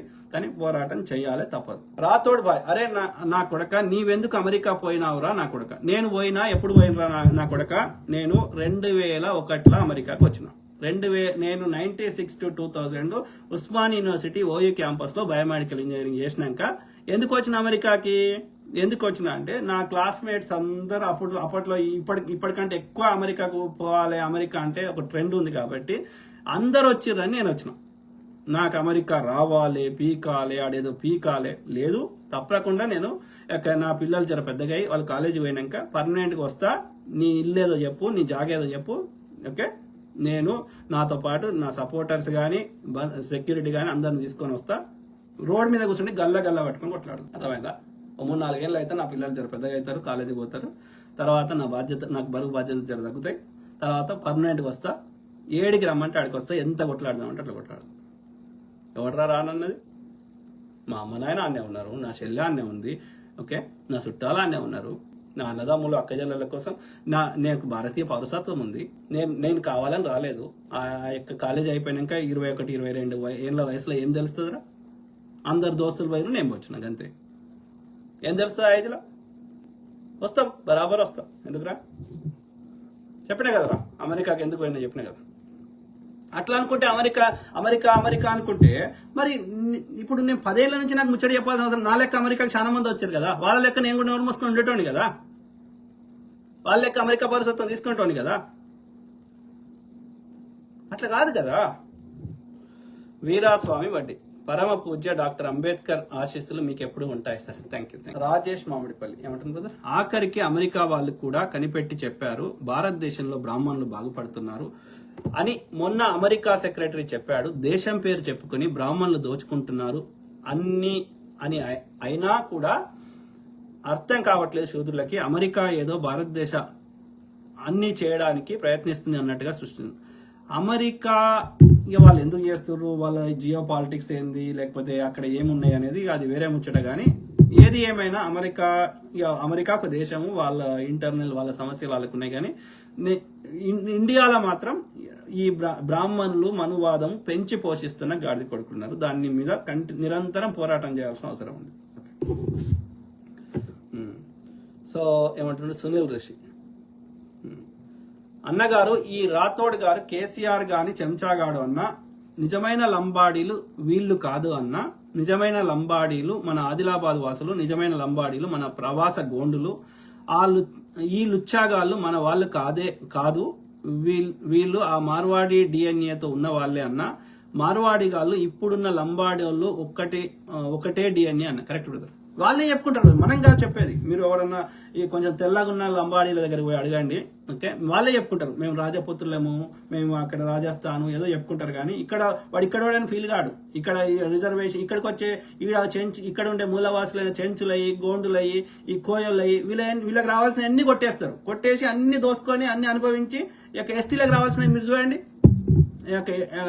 గవర్నమెంట్ ఉద్యోగాలు కానీ ట్రాఫిక్ పోలీసులు కానీ ఏదన్నా చూడండి అంత లంబడోళ్ళే ఉంటారు. మళ్ళా వాడు ఇక్కడ ఉంటాడు, ఇక్కడ తింటాడు, ఇక్కడ ఎరుగుతాడు, మళ్ళా అక్కడ రాజస్థాన్ పాట పాడతాడు. ఆడికే ఓ ఆన్నే తినుకో, ఆన్నే ఎరుక్కో, ఆన్నే ఏమంటారు ఆ పాటనే వాడు. ఈడ ఉండి ఆడ ఎందుకు పాట పాడుతున్నావు? వాడు అమెరికాకు వచ్చింది అందుకుంటున్నావు. అమెరికాకు వచ్చిండ్రా కరెక్టే, కానీ నాకేం అడుగుతలేను కదా. అమెరికా ప్రభుత్వాన్ని అడుగుతలేను, ఇండియా ప్రభుత్వాన్ని అడుగుతలేను కదా, నాకు ఉద్యోగం అడుగుతలేను, నాకు ఎలాంటి స్పెషల్ ఫేవర్స్ అడుగుతలేను కదా ఎక్కడి నుంచి. నేను అక్కడ భారత ప్రజలు కట్టిన, తెలంగాణ ప్రజలు కట్టిన ట్యాక్స్ డబ్బులు తెలంగాణ ప్రజలకు ఖర్చు పెట్టమని వాళ్ళ తరఫున వాయిస్ ఇస్తున్నా. నాకున్న విశ్లేషణ కానీ, నాకున్న చదువు కానీ, నాకున్న తెలివితేటలు కానీ, నా వాయిస్ కానీ, నా గొంతు కానీ వాళ్ళ తరఫున మద్దతుగా మాట్లాడుతున్నా తప్ప అందులో ఇక్కడ అమెరికా ప్రభుత్వాన్ని కానీ, అక్కడ భారత ప్రభుత్వాన్ని కానీ, నాకు స్పెషల్గా తెలంగాణ ప్రభుత్వాన్ని కానీ నాకు ఏదైనా ఫేవర్ కావాలి, నాకు పదవి కావాలి, నాకు పైసలు కావాలి, నాకు ఇంకోటి కావాలని అడుగుతలేను కదా. సో అది ఎక్కడున్నా చేస్తా, అమెరికానే కాదు, ఆఫ్రికా రేపు పొద్దున ఆఫ్రికాకు పోయినా చేస్తా, భారతదేశంకి వచ్చినా చేస్తా. దాంట్లో నా స్వార్థ ప్రయోజనం ఏం లేదు కదా, ఏడుంటేంది. మీరు అట్లా చేస్తలేరు కదా, మీరు ఇక్కడ తెలంగాణలో వండుకుంటా రాజస్థాన్ పాట పాడతారు కదా, లేకపోతే అక్కడ బీజేపీ పాట పాడతారు కదా, ఉత్తరాది ఆధిపత్యం మా మీద రుద్దే ప్రయత్నం చేస్తారు కదా, మీ జై శ్రీరామ్ని మా మీద రుద్దుతారు కదా, మా ఎల్లమ్మని పోషం జై ఎల్లమ్మ అనవు కదా నువ్వు, రాతోడు జై పోషమ్మ అనవు కదా, మా సకినాలు తినవు కదా, నీ డాడు లడ్డు మాకు తినిపిస్తావు కదా, అర్థమైందా? సో మాల కరుణ్ ఏమంటున్నారు అన్న, బీసీ రిజర్వేషన్ గురించి మీరు చెప్పింది కరెక్ట్ అన్న. మోడీ అనుకుంటే 370 సీట్స్ పార్లమెంట్ లో ఉన్నాయి, బిల్లు చేయొచ్చు, బీసీ బిల్లు చట్టసభల్లో చేయొచ్చు, చట్టసభలో చేస్తే అది అన్నిటికీ వర్తిస్తుంది, ఇంక్లూడింగ్ స్థానిక ఏమంటారు లోకల్ బాడీస్ కూడా. మోడీ అనుకుంటే ఈడబ్ల్యూఎస్ ఒబ్బడకుండా తెచ్చినప్పుడు బీసీ బిల్ పెట్టడానికి ఒక్క నిమిషం పని కాదు కదా, కావాలని చేస్తలేరు కరెక్ట్. కానీ మోడీ చేయడు, ఎందుకంటే వాడు బీసీఏ కాదు, వాడు Bania, okay, Arya Bania. BC bill 42% reservation. కానీ ఇది నా బాధ ఏంటంటే లోకల్ బాడీస్కే ఇంత ఫైటింగ్ ఉంటే ఇక చట్టసభలో నేను ఊహించుకోలేకపోతున్నా ఎంపీలు ఎమ్మెల్యేలకి. అది కదా మెయిన్ అధికారం. ఇక హైకోర్టు జడ్జిలు, సుప్రీంకోర్టు జడ్జి మీదనే చెప్పులు వేసే స్థాయికి దిగజారిందంటే ఆ జడ్జి స్థానంలో బాబనోడు ఉంటే వేస్తాడా వీడు? ఆలోచించాను ఇట్లా. ఒక బాపనోడి మీద ఉచ్చబోసి ఉన్నాడు గిరిజన్ మీద అక్కడెక్కడ మధ్యప్రదేశ్లో. ఇక దళితుల మీద అయితే లెక్కలేని అకృత్యాలు. మరి ఎందుకు అగ్రకులాలు బాపనోడి మీద జరగాలి కదా, జరిగితే ఎన్కౌంటర్లు అవుతాయి అంటే అర్థం ఏంటి? అధికారాలు వాళ్ళ దగ్గర ఉన్నాయి, సిస్టమేటిక్ గా డిస్క్రిమినేషన్ జరుగుతుంది, సింపుల్. పోలీసుడు వాడే ఉంటాడు, జడ్జి వాళ్ళోడే ఉంటాడు, ఎమ్మెల్యేలు వాళ్ళే ఉంటారు, ఎంపీలు వాళ్ళే ఉంటారు, పైసలు వాళ్ళ దగ్గరనే ఉంటాయి, భూములు వాళ్ళ దగ్గరనే ఉంటాయి. నిరంతరం మనని సంపుడు. ఇలా మొన్న ఆపరేషన్ కగారు మీద వాళ్ళు చంపిన వాళ్ళందరూ బీసీ ఎస్సీ ఎస్టీలు కదా, వాళ్ళ ఒక్క బాబనోడు ఉన్నాడా? Very unfortunate. ఆర్య బనియా లేడు, ఆర్య బ్రాహ్మణులు దోసుకున్నట్లు ఉన్నారు. మళ్ళా ట్యాక్సులు కట్టట్లా మనం ఉన్నాము, శ్రమ ఇచ్చట్లా మనం ఉన్నాము, మధు పని చేసట్లా దోసుకున్నట్లు వాళ్ళు ఉన్నారు. ఇక్కడ భూ ఖనిజాలు, భూమి, ఎవ్రీథింగ్, బడ్జెట్లు. Very unfortunate. కానీ ఇదే బీసీలు హిందూ అనేది ఇక్కడ మూలవాసులు. సనాతనం ఆర్యం అనేది, ఆ బ్రాహ్మణిజం అనేది వారి చెత్త.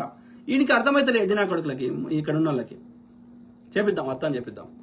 రాతోడు టాలెంట్ ఉందనే కదరా అమెరికా వెళ్ళావు, మేము మా టాలెంట్ తోనే పైకి వస్తున్నాం, ఎవరిది లాక్కోలేదురా. ఓకే, ఈ రాతోడు అంటున్నాడు. మరి లాక్కోకపోతే ఎస్టీ వర్గీకరణ చేద్దాం, లంబాడీలను ఎస్టీలకు వెళ్ళి రిమూవ్ చేద్దాం.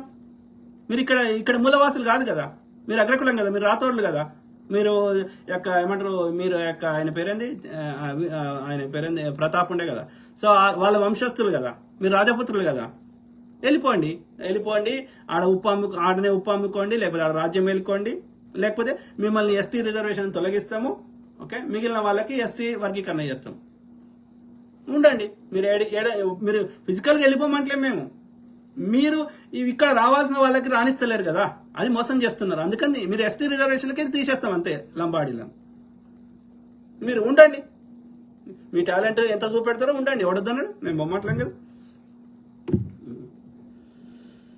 ఎవరు వీరాస్వామి వడ్డీ. వాస్తవాన్ని ప్రచారం చేస్తున్న మీపై అవగాహన లేని అగ్రవర్ణాల చెంచాల బోకులు వాళ్ళు తిట్టిపిస్తారు. చిల్లర కమ్ముడు ఈ గాడిద కొడుకులు వాళ్ళతోటి వాళ్ళు చిల్లర ఇస్తే వీడు తాగి వరుతుంటాడు అంతే. ఎవరు ఈ రాతోడు లాంటి వాస్తవాన్ని ప్రచారం చేస్తున్న మీపై అవగాహన లేని అగ్రవర్ణ చెంచాల బోకుల మాటలు పెద్దగా పట్టించుకోకండి సార్. నిజమైన నాలాంటి అంబేద్కర్ వారసులు ఎంతో మంది ఉన్నారు. కరెక్ట్ బ్రదర్ వీరాస్వామి వడ్డీ. ఐఎమ్ వెరీ థ్యాంక్ఫుల్ టు నా యొక్క ఏమంటారు గుడ్ ఇంటెన్షన్ ని అర్థం చేసుకొని నాకు మద్దతు ఇస్తున్నటువంటి నా అన్నలు, తమ్ముళ్ళు, అక్కలు, చెల్లెళ్ళు, మిత్రులు అందరికీ కృతజ్ఞతలు. Very thankful. ఓకే, ఎందుకంటే ఇది సమిష్టి కృషి, నేను ఒక్కరిని చేయలేను. మీకు అవగాహన చేయించవడాకే నేను చేయగలుగుతా, కానీ గ్రౌండ్లో ఉండి పోరాటం చేయాల్సింది మనందరం. ఓకే, ఎవడ్రా రాజస్థాన్ పాట పాడుతుంది, నువ్వు అమెరికాలో ఉంటూ భారత్ అని చెప్పుకోవడం లేదా? నేను ఏం చెప్పుకున్నా? నాకేమైనా స్పెషల్ ఫేవర్స్ అడగలే కదా. నా మాతృదేశం మీద ప్రేమతోటి అక్కడ ఉన్న సంపదాన్ని అందరికి సమానంగా చెందాలి, సమన్వయం జరగాలని పోరాటం చేస్తున్నా. నేనేం అడుగుతా, అమెరికాలో ఉండి నాకు భారత్ నుంచి ఇది పంపి అది పంపి లేకపోతే ఇంకోటి నేను భారత్కి వస్తా, నాకు ఈ పదవి ఆ పదవి. I'm not asking any special favours. దాన్ని మీరేం చేస్తున్నారు? తెలంగాణలో ఉండుకుంటా రాజస్థాన్ గొప్పది, మేము గొప్ప కులము, మేము యొక్క రాతోడ్లము, మేము పరిపాలన చేసినాము, మేము ఈ యొక్క ఎస్టీ రిజర్వేషన్ అనుభవించుకుంటా మేము రాజులము అని చెప్తే ఎవడింటారా? ప్లస్ మిగతా మీ తోటి సోదరులకి, మిగతా ఎస్టీలలో ఉన్న మిగతా ఇక్కడ మూలవాసులైన కులాలకి వాళ్ళకి రావాల్సిన రాకుండా చేస్తుంది మీరే కదా. ఇక్కడ బీజేపీ ప్రభుత్వాన్ని తేవాలని ప్రయత్నం చేస్తుంది మీరే కదా. జై శ్రీరామ్ అని మా పొద్దుగాలు వేస్తే మా మీద నెత్తి నింపుతుంది మీరే కదా. ఇక్కడ ఉన్న లోకల్ వ్యాపారస్తులని చంపేసి ఆ ఉత్తరాది మార్వాడి వ్యాపారస్తులకి ఊతమిస్తుంది మీరే కదా. ఈ మనువాద మెంటాలిటీ ఉన్న వాటికి, ఈ దోపిడీ మెంటాలిటీ ఉన్నటువంటి పార్టీల బీజేపీ, బీఆర్ఎస్ లో సంకనాక్తుంది మీరే కదా. లెఫ్ట్ పార్టీలు లేవా, కమ్యూనిస్ట్ పార్టీలు లేవా, ఇంకో పార్టీ లేదా? లెఫ్ట్ పార్టీలకు మీరు మద్దతు ఇస్తలేరు కదా, దోపిడీ పార్టీలకి, రైట్ పార్టీలకి మద్దతు ఇస్తారు కదా, మీరే కదా చేస్తుంది. సో 14వ శతాబ్దం నుంచి మా జాతి ఇక్కడే బతుకుతుంది. మా జీన్స్ ఎక్కడిది అంటే రాజస్థాన్ అంటే పాట పాడినట్టే. నువ్వే చెప్తున్నావు 14వ శతాబ్దం నుంచి ఉన్నామంటే. మరి నీ 14 కంటే ముందు ఇక్కడనే పుట్టి వెరిన వాళ్ళ సంగతి ఏంది? గోండుల సంగతి ఏంది? గోండువానా రాజ్యం ఉండే మధ్యప్రదేశ్, ఈ యొక్క మన యొక్క తెలంగాణ ఆసిఫాబాద్ పైకి పోతే. ఓకే, సో మరి వాళ్ళ పరిస్థితి ఏంది? కోయళ్ళు అయితే ఇక్కడ లోకల్ ఉన్నారు కదా అనాది నుంచి, వేల సంవత్సరాల నుంచి. సమ్మక్క సారలమ్మ అంటే ఎవరు? ఈ కోయల్లే కదా. సో ఎప్పుడు వాళ్ళు ప్రతాపరుద్రుడి కాలం అంటే 12వ శతాబ్దం. అంటే 12వ శతాబ్దం అంటే కాకతీయుల కాలంలో చివరి రాజు. అంటే వాళ్ళు ఎప్పటి నుంచి ఉన్నట్లు లెక్క? వేల సంవత్సరాల నుంచి ఇక్కడనే ఉన్నట్లు లెక్క కదా. కాకతీయుల కంటే ముందు చాళుక్యుల కంటే ముందు రాష్ట్రకూటుల కంటే ముందు బాదామి చాళుక్యులు, అంతకంటే ముందు ఇంకా ముందు విష్ణుకుండిన్లు, ఇక్ష్వాకులు, అంతకుముందు పోతే శాతవాహనులు. అంటే అనాది నుంచి వేల సంవత్సరాల నుంచి ఉన్నారు కదా వాళ్ళు, మౌర్యులు. మరి నువ్వే చెప్తున్నావు, ఇప్పుడు నువ్వు చెప్పిందే చెప్తున్నావు 14వ శతాబ్దం అని. మరి నీకంటే ముందు ఉన్న సంగతి ఏంది? మార్క్ గురుసింగ. విచిత్రం ఏమిటంటే బ్రిటిష్ వాళ్ళు గ్రామ నౌకర్లకి డబ్బు రూపంలో ఇవ్వడం మొదలు పెట్టాక ఈ ఇనాములో ఎక్కువ భాగం కారణాల కింద భూస్వాముల కింద సొంత ఆస్తిగా మిగిలిపోయాయి. భూమి మీద జరిగిన విచిత్ర నాటకం అదే బ్రదర్. ఎవరైనా రాజులైనా ఎవరైనా ఆ భూములను పేదోళ్ళకు పంచిపెట్టమంటే ఈ భూమిని కొలుసుడు, ఈ యొక్క భూ రికార్డులు మెయింటైన్ చేసేటువంటి ఈ కరణాలు, మున్సబులు, యొక్క పటేళ్లు, పట్వారీలు వీళ్ళందరూ ఏం చేశారంటే ఆ పేదవాళ్ళకు పంచిపెట్టమన్న భూమిని వాళ్ళని పేద సామాన్యులని, బీసీ, ఎస్సీ, ఎస్టీలని అక్కడ ఏమంటారు లేబర్ గా వెట్టి చాకరీ చేయించుకుంటూ ఆ భూములన్నీ వీళ్ళ పేరు మీద రాసుకున్నారు. ఓకే, అక్కడ ఆ పాలకులకి ఆ గ్రామీణ ప్రాంతాల్లో పట్టు లేదు. సో వీళ్ళు ఎందుకంటే వీళ్ళ అవసరం ఎందుకు వచ్చింది వాళ్ళకంటే ఈ రైతులని యుద్ధ సమయంలో వాళ్ళని ఆర్మీకి వాడుకోవడానికి వీళ్ళు మధ్యవర్తులుగా ఉండేవారు. ఈ గ్రామాల్లో ఉన్నటువంటి రైతులని యుద్ధ సమయంలో యుద్ధానికి కోసం పంపించేవాళ్ళు వీళ్ళు. అందుకని వాళ్ళు యుద్ధంలో సాయం చేసినందుకు ఈ భూముల మీద వచ్చే ట్యాక్స్ ని మీరు మాకు వసూలు చేసి ఇవ్వండి, అందులో కొంత మీరు తీసుకోండి, కొంత మాకు ఇవ్వండి అని చెప్పి ఈ రాజులు చెప్పేవాళ్ళు. నేను అనేది బ్రిటిష్ అనుకండి ముందు చెప్తున్నా. సో ఆ విధంగా ఉంటే ఏం చేశారంటే వీళ్ళ కుట్ర ప్రకారం ఆ భూములని వీళ్ళే సొంతంగా చేసేసుకున్నారు. ఈ ట్యాక్స్ వసూలు చేసేటోళ్ళు కానీ ట్యాక్స్ వసూలు చేసేటోళ్ళు కానీ లేకపోతే అప్పుడు ట్యాక్స్ ఏముండేది, భూమే ఉండేది, భూమి మీద వచ్చే ఆదాయమే. ఓకే, సో ఈ భూమి మీద వచ్చే ట్యాక్స్ ఈ ట్యాక్స్ వసూలు చేసేటోళ్ళు పట్టేలు పట్టారంటే అదే. లేదు అంటే ఈ భూ రికార్డులు మెయింటైన్, ఇప్పటిలెక్క లేదు కదా, అన్ని కాగితం మీద రాష్ట్రాలు కదా, సో ఈ భూ రికార్డులు మెయింటైన్ చేసేటోళ్ళు వీళ్ళిద్దరు కలిసి ఈ భూమిని వాళ్ళే మింగేసారు. అప్పుడు అక్కడున్న రాజులు ఏం చేయలేరు, వీళ్ళ సహాయం లేకపోతే రాజు గెలవలేడు కాబట్టి, ఎప్పుడైనా శత్రు దేశం ఎప్పుడైనా దండయాత్ర చేయొచ్చు కాబట్టి వీళ్ళు చెప్పినట్టు నాల్సి వచ్చేది. వీడు రాసుకున్నా ఆయన ఏమనేటోడు కాదు, ఎందుకంటే నాకు ట్యాక్స్ వసూలు చేసి కట్టిస్తుండే కదా అని. ఇక్కడ నష్టపోయింది ఎవరు? ఆ శ్రమ దోపిడీ చేసి వెట్టి చాకరీ చేసి ఆ శూద్రులు, వాళ్ళు కష్టపడి వాళ్ళు వెట్టి చాకరీ చేసుకొని నష్టపోయారు. ఆ సుఖాలు అనుభవించింది అక్కడ ఉన్న భూస్వాములు, అట్లనే ఈ యొక్క రాజు కానీ రాజకుటుంబాలు కానీ. సో అట్లా జరిగింది. కానీ రాజులు ఇనీషియల్ గా చేయలే, అట్లా అందరికి వంచిపెట్టమని చెప్పారు. కానీ రాజు నిస్సహాయ స్థితి, రాజు ఏమి చేయలేని పరిస్థితి. అబ్యూజ్ చేసింది ఎవరు? భూస్వాములు నథింగ్ బట్ ఇప్పుడున్న అగ్రకుల. రాథోడ్ బాయ్ లంబాడీల్లో 4 వంశాలు ఉన్నాయి, అవి తెలుసుకో ముందు. జాదవ్, రాథోడ్, చౌహాన్, పవార్, వీళ్ళందరూ ఇట్లా ముఖ్యంగా ఈ చౌహాన్ రాథోడ్ అయితే గొప్ప చెప్పుకుంటారు. పవార్ అండ్ జాదవ్లు అంత చెప్పుకోరు, కానీ ఈ రాథోడ్ అండ్ చౌహాన్లు అయితే మేము రాజపుత్రులము, మేము ఇది అదని ఎక్కువ చెప్పుకుంటారు. సో రాథోడ్ గోండ్ కోయ వాళ్ళు 17వ శతాబ్దం నుంచి ఉన్నారు. అంటే ఎక్కడి నుంచి వచ్చి గోండ్వానా రాజ్యం ఉండే, ఇప్పుడు మధ్యప్రదేశ్ ప్రాంతం అంటే మన యొక్క ఈ ఆసిఫాబాద్ పైకి పోతే అది గోండ్వానా రాజ్యం. కాబట్టి గోండులు ఎప్పటి నుంచో ఉన్నారు, కోయలు కూడా ఎప్పటి నుంచి ఉన్నారు. 17వ శతాబ్దం అంటావు, మరి చెప్పు, మరి ఎక్కడి నుంచి వచ్చారు చెప్పు కోయలు. సో గోండ్వానా రాజ్యం ఎక్కడ ఉందో తెలుసా? ఎక్కడ ఉండే? మధ్యప్రదేశ్ లో ఉండే. మధ్యప్రదేశ్ కూడా మన యొక్క నిజాం కిందనే ఉండే. బేరార్ ప్రాంతము ఇదంతా ఉండే. 56 దాకా కూడా ఇప్పుడు 5 మొత్తం 16 జిల్లాలు ఉండే హైదరాబాద్ లో. ఓకే, సో అందులో ఇప్పుడు 8 మాత్రమే, 8ని 23 చేసిండ్రు, అది వేరే ముచ్చట. కానీ 8 మాత్రమే తెలంగాణలో ఉన్నాయి. మిగిలిన 8 5 జిల్లాలు మహారాష్ట్రలో, 3 జిల్లాలు ఏమంటారు ఈ యొక్క కర్ణాటకలో ఉన్నాయి. అంతకుముందు బేరారు అనేది హైదరాబాద్ కింద లేకుండే, కానీ సపరేట్ రాజ్యంగా ఉండే. ఆ బ్రిటిష్ వాడికి సైన్య సహకారం కింద మన సొంత ఆర్మీ లేకుండా వాడు సైన్యంకి హెల్ప్ చేసిండు యుద్ధాల సమయంలో అని చెప్పి వాడికి బ్రిటిష్ వాడికి ఇచ్చేసిండు. ఇది సైన్యంకి ఫీజు కట్టాల్సి ఉంటుంది కదా, ఆ ఫీజు కింద ఈ బేరారుని ఇచ్చేసిండు. ఆ బేరారుని బ్రిటిష్ వాడు ఏం చేసిండంటే సెంట్రల్ ప్రావిన్స్ కింద, అంటే ఇప్పుడు మధ్యప్రదేశ్ ప్రాంతంలో కలిపేసిండు. అర్థమైందా? సో అదొక పెద్ద కుట్ర చేసిండాడు బ్రిటిష్ వాడు. నీ సొంత ఆర్మీ ఉండొద్దనే కండిషన్ పెట్టి ఈ ఆర్మీని మనకి సహాయం చేసి మొత్తం భూమి లాక్కున్నాడు అన్ని రాజ్యాల నుంచి. అదొక పెద్ద కుట్ర. ఓకే, సో అట్లా. కానీ విధి లేని పరిస్థితి, వాడిని ఎదిరించే శక్తి లేక ఈ భూములు ఇచ్చుకుంటా వానికి అట్లా వాడు భూమిని గుంజేసుకున్నాడు అన్నట్టు, పిచ్చి పిచ్చి చట్టాలు తెచ్చి. అట్లనే చేద్దామని ఈ లార్డ్ డల్ హౌస్ అనేటోడు, ఆ యొక్క east India company governor general గా అయినటువంటి వాడు ఒక చట్టం తెచ్చిండు. ఎవరికైతే సొంత పిల్లలు ఉండరో, ఓకే, వాళ్ళు పరిపాలన చేయడానికి అర్హత ఉండదు, మేము వాళ్ళ భూమి గుంజుకుంటామని. సో అప్పుడు ఈ 1857 సిపాయిల తిరుగుబాటు వచ్చింది. ఆ తర్వాత ఇది అర్థమైపోయి బ్రిటిష్ రాణి ఏం చేసిందంటే ఆ ఈస్ట్ ఇండియా కంపెనీ రద్దు చేసి ఆమెనే డైరెక్ట్ గా తన యొక్క బ్రిటిష్ రాజ్యంలో కలుపుకుంది 57 సిపాయిల తిరుగుబాటు తర్వాత. అప్పుడు కొత్త చట్టం ఇండియా యాక్ట్ తెచ్చి ఆ విధంగా ఇక నుంచి మేము మీ భూమి తీసుకోము, మీరే పరిపాలించుకోండి, కానీ కొన్ని కండిషన్స్ ఉన్నాయి, మీరు సొంతంగా మీ ఆర్మీ ఉండొద్దు, ఎవరు ఆయుధాలు పట్టుకోవద్దు అని చెప్పి ఇండియన్ పోలీస్ ఫోర్స్ ఇట్లా అనేకం వచ్చినాయి. అంటే ఇండైరెక్ట్ గా పరిపాలించారు, డైరెక్ట్ కాకుండా. సో గోండ్వానా రాజ్యం అనేది మధ్యప్రదేశ్ లో ఉండే, సెంట్రల్ ప్రావిన్స్ లో ఉండే. అది బేరారు ఈ ప్రాంతంలో ఉండే. దాన్ని ఒకనకప్పుడు ఈ మన యొక్క హైదరాబాద్ గోల్కొండ కుతుబ్ షాహీలు కానీ అసఫ్ జాహీలు కానీ నిజాములు కానీ పరిపాలించారు.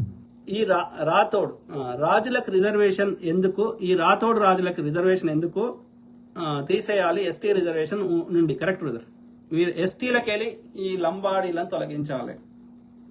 ఓకే, మిగతా ఎస్టీలకి చాలా లాభం చేకూరుతుంది. ఎందుకంటే వీళ్ళతో పోలిస్తే వాళ్ళు అన్నిట్లలో చాలా వెనకబడి ఉన్నారు. కోయోళ్ళు కానీ గోండులు కానీ అందరికంటే వరస్ట్ చెంచులు. సో వాళ్ళకి ఎస్టీలకు రావాల్సిన ఫలితాలు వాళ్ళకి రావాలంటే ఎస్టీ జాబితా నుంచి ఈ యొక్క అగ్రకులంగా ఉన్నటువంటి ఈ లంబాడీలను తొలగించితే సమన్యాయం దొరుకుతుంది. సింపుల్. అట్లనే బీసీల నుంచి 300 కాపులను తొలగిస్తే బీసీలకు కూడా చాలా న్యాయం జరుగుతుంది.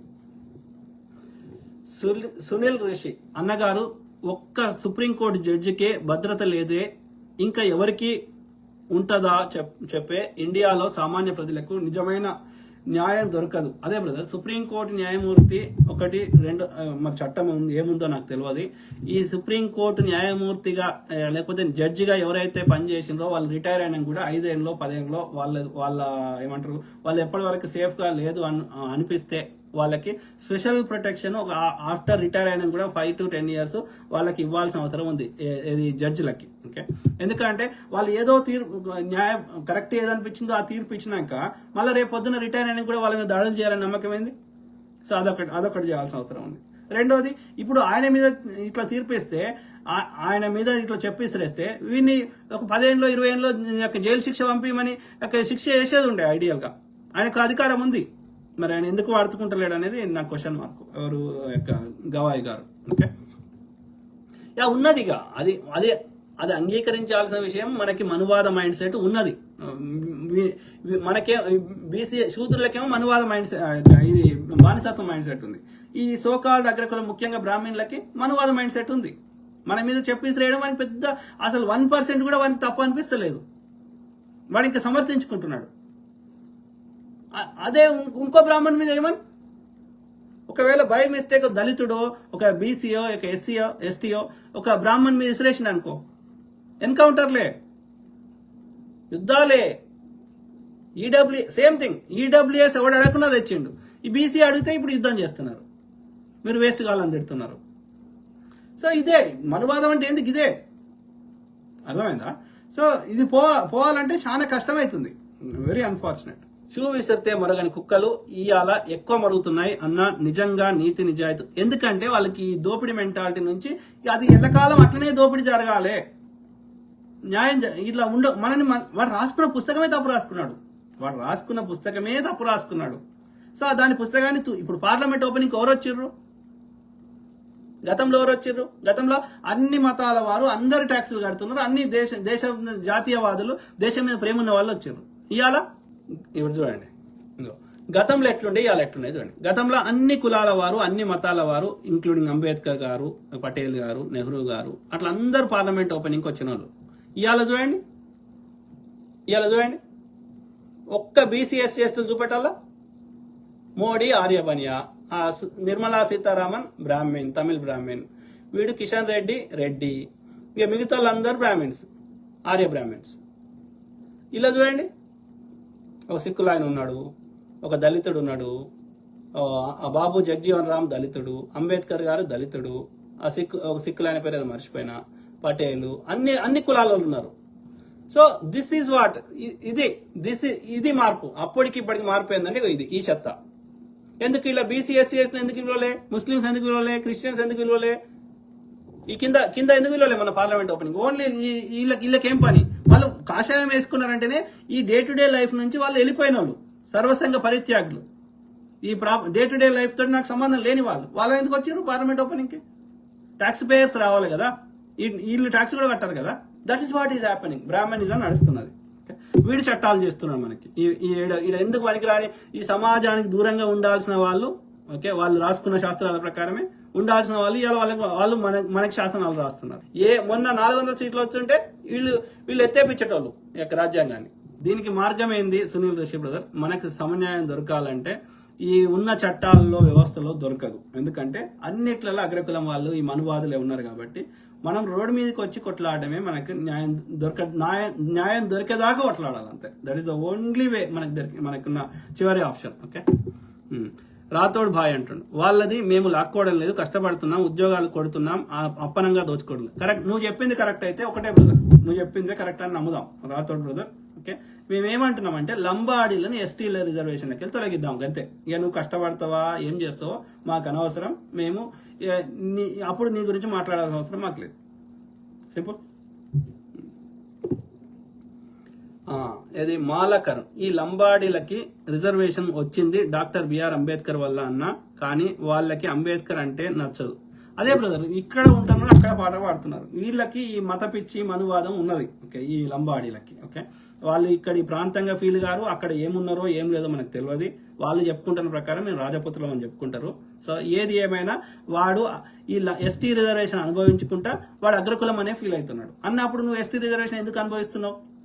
అగ్రకులం లెక్కుండు, నీతోటి కూడా మేము కొట్లాడతాం అనునిత్యం.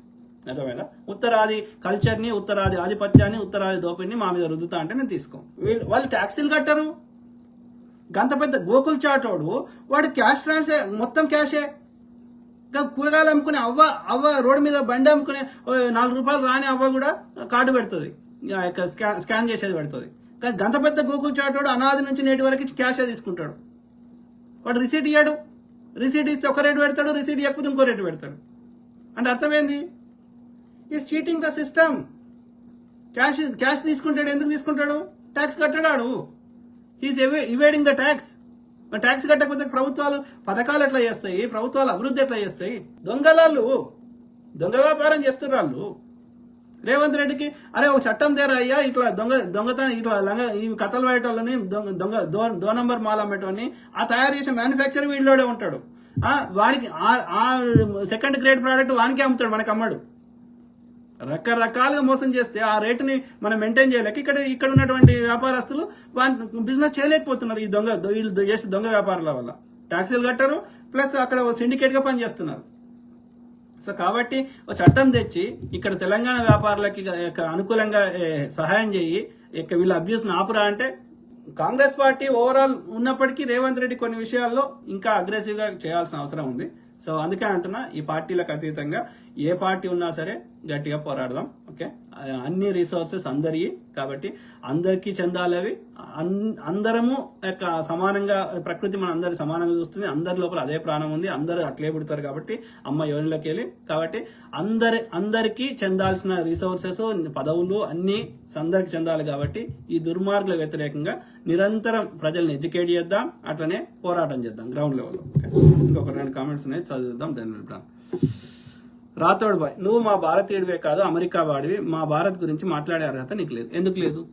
నేను భారతీయ పౌరుణ్ణి, నేను భారతదేశంలో పుట్టినా, ఓకే, భారతదేశంలో చదువుకున్నా, నా అమ్మ నాయన భారతదేశంలో ఉంటారు, నా చెల్లెళ్ళు ఒక చెల్లె భారతదేశంలో ఉంటుంది, నా చుట్టాలు భారతదేశంలో ఉంటారు, నాకు భారతీయ పౌరసత్వం ఉంది. ఓకే, ఇంకా నేను భారతీయుని కాదనడానికి భారతీయ పౌరసత్వమే భారతం అని అర్థం. తప్పకుండా ఫ్యూచర్లో నేను భారత్కి వస్తా, పర్మనెంట్గా వస్తా. కాబట్టి నువ్వు భారతీయుడు కాదనే హక్కు నీకెక్కడిది? లేదు. Okay, simple. కాబట్టి బరాబర్ మాట్లాడతాం. దుర్మార్గుల వ్యతిరేకంగా, అన్యాయానికి వ్యతిరేకంగా. భారతీయుని కాకున్నా మాట్లాడే అధికారం ఉంది. భారతీయుని కాకున్నా ప్రపంచంలో జరిగే ఎలాంటి విషయాన్నైనా ఎవరికైనా మాట్లాడుకునే హక్కు ఉంది. కానీ నాకు ఇంకా డబుల్ హక్కు ఉంది, ఎందుకంటే నేను భారతీయ పౌరుని కాబట్టి. సో ఇప్పుడు మాట్లాడడం వేరు, అక్కడ నేనేమన్నా ఏమంటారు ఆ దేశ సంపదని ఎత్తుకొచ్చుకోవడం వేరు.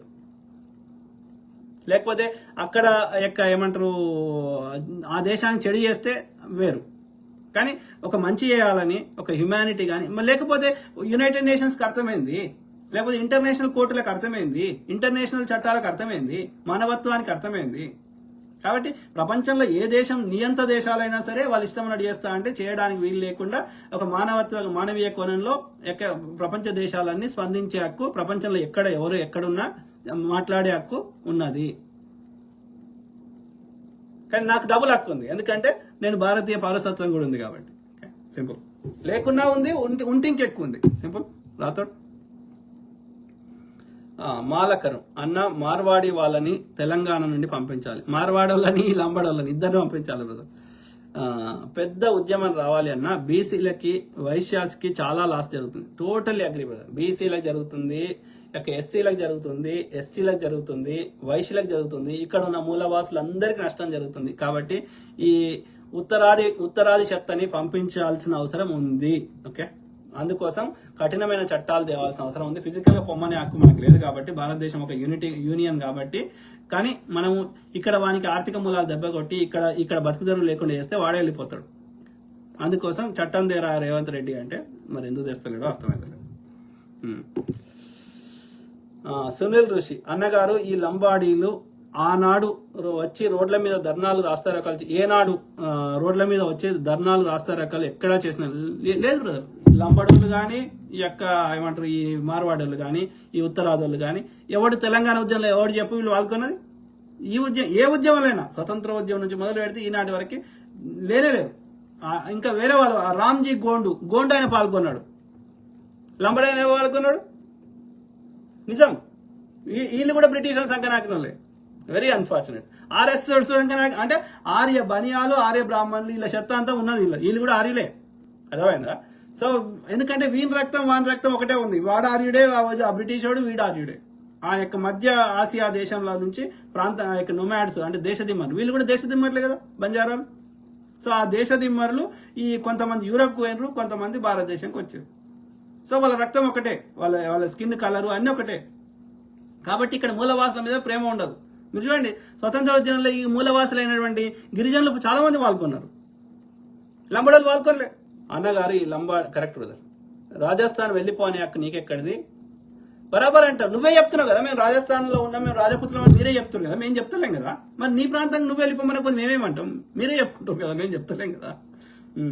సో అది మిత్రులారా, ఐ కీప్ టాకింగ్, మాట్లాడుతూనే ఉంటా, ప్రతి అంశం మీద అవగాహన చేస్తా, అట్లనే మీ తరఫున వాయిస్ ఇస్తా. అందరు బాగుండాలి, అందులో మనం ఉండాలి. Okay, God bless all, take care and have a good night.